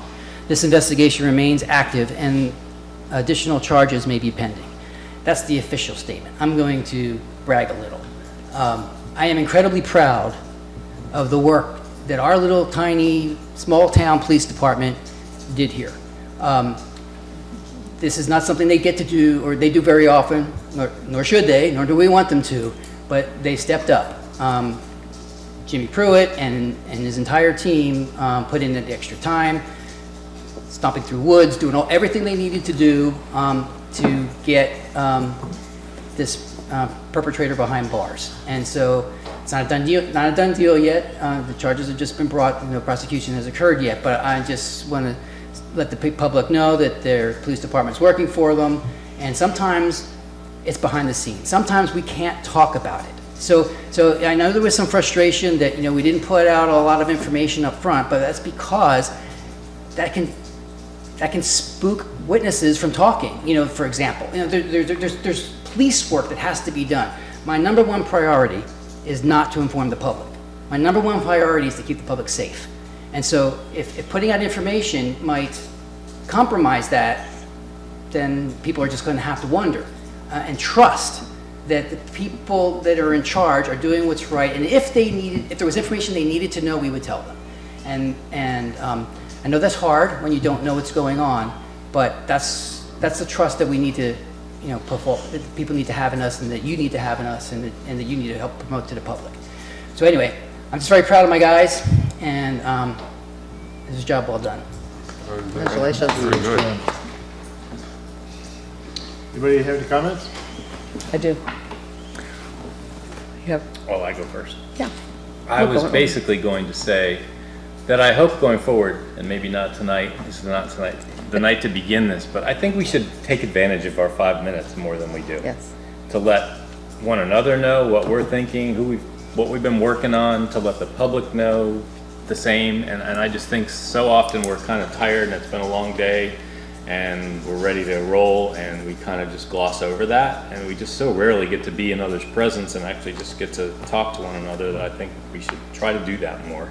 And just on that front, I hope you all had a chance to peek at my very long email that I sent with some examples of things that I think we could do in town to just kind of spruce things up and put away our toys and make some real strides to make the town look better. I struggled, this being my first strategic plan, knowing whether that was even something I needed to address there. If our public works department needs help, I'm not criticizing them, but I'm saying there's a lot going on. There's a lot of moving pieces, from the 44 stumps that VDOT's left behind that are unsightly to look at, to where those could be replaced with trees, if we can kind of revive the tree committee, to just putting away traffic barricades and cones that are left over from Festive Fridays still out in the railroad property, just kind of blown over, to, you know, getting some of the stickers off of our road signs and just making the place kind of look better. And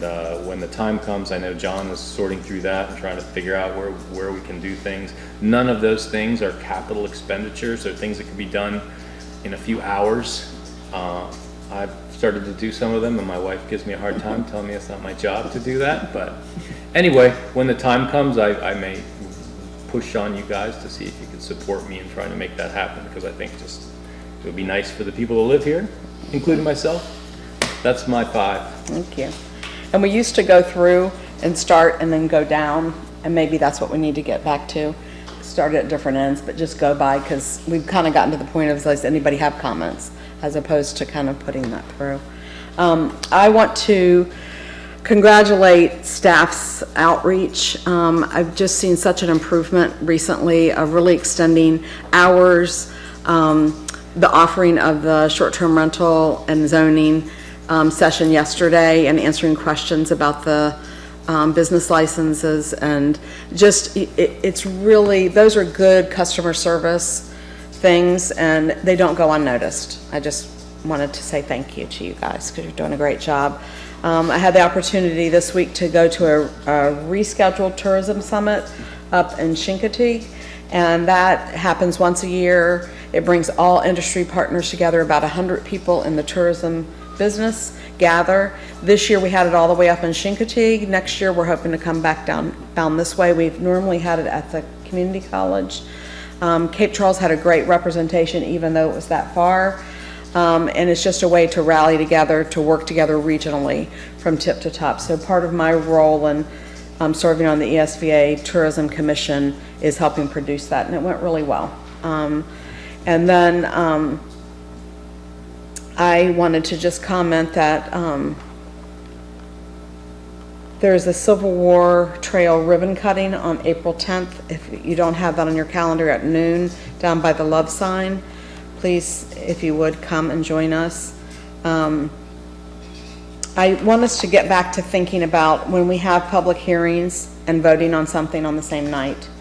We had kind of made an unwritten rule that we would try not to do that, so that it goes back to what we talked about, Clayton and I, last week, just perceptions for people, that we really do a lot of work leading up to it, but it isn't sometimes obvious. So if there is an occasion in which we can really try to separate those two, I would encourage us to get back to doing that.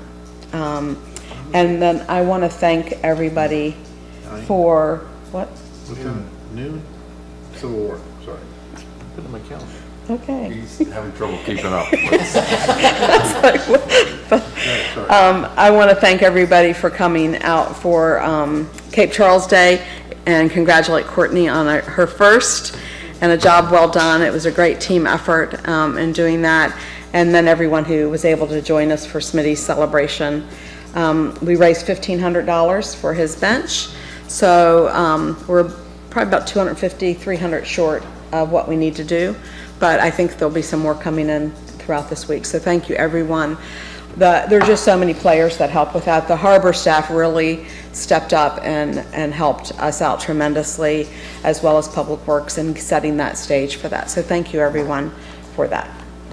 And can't not mention that Tammy put that whole thing, planned that whole thing. I mean, yes, I appreciate you recognizing the work of staff, but we were following your plan. Thank you. And Tammy just really hit it out of the park, so thank you. Thank you. It meant so much to have the family there, and for them to state, as we were sending the boat out with Smitty's wreath, to say this was the closure they needed and didn't even know they needed it. So I thought that was good. We did it. So job well done. Okay. Yep. 2 quick things. One, for those who may have tried to email me at my council email address, I have not had email access for a couple of weeks now. Hopefully that will be fixed tomorrow. So I have not ignored you. I didn't know you even sent something. And second is, I would make a suggestion for your department and Jeb's, that I know we're struggling to get all of the short-term rental inspections done in a timely manner.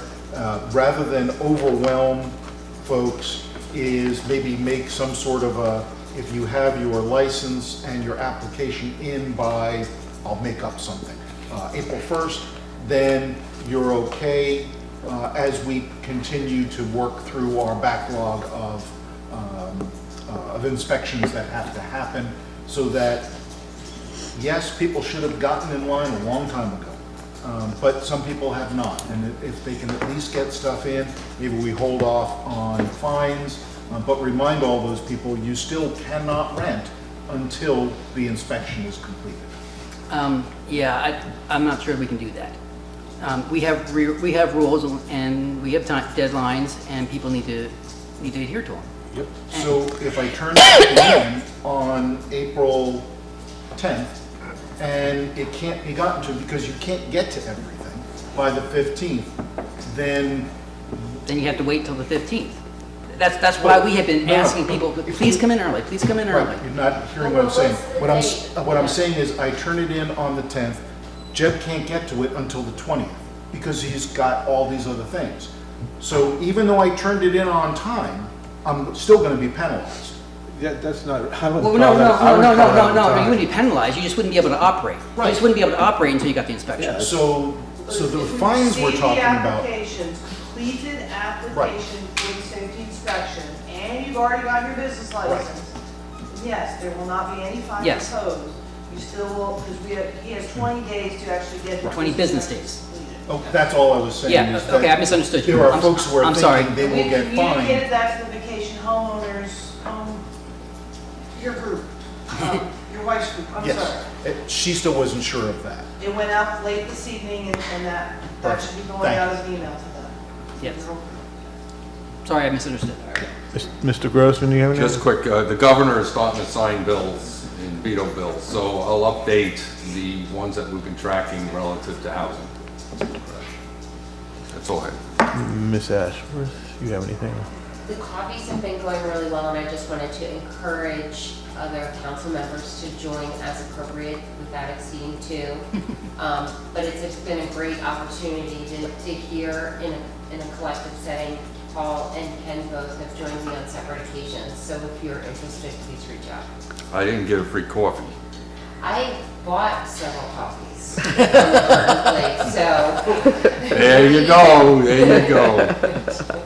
Gifts have to be under $20. That you received. All right, I do want to reiterate, outstanding job, Courtney. Ralph, Public Works, did a fantastic job. Paula and Tyler, great job.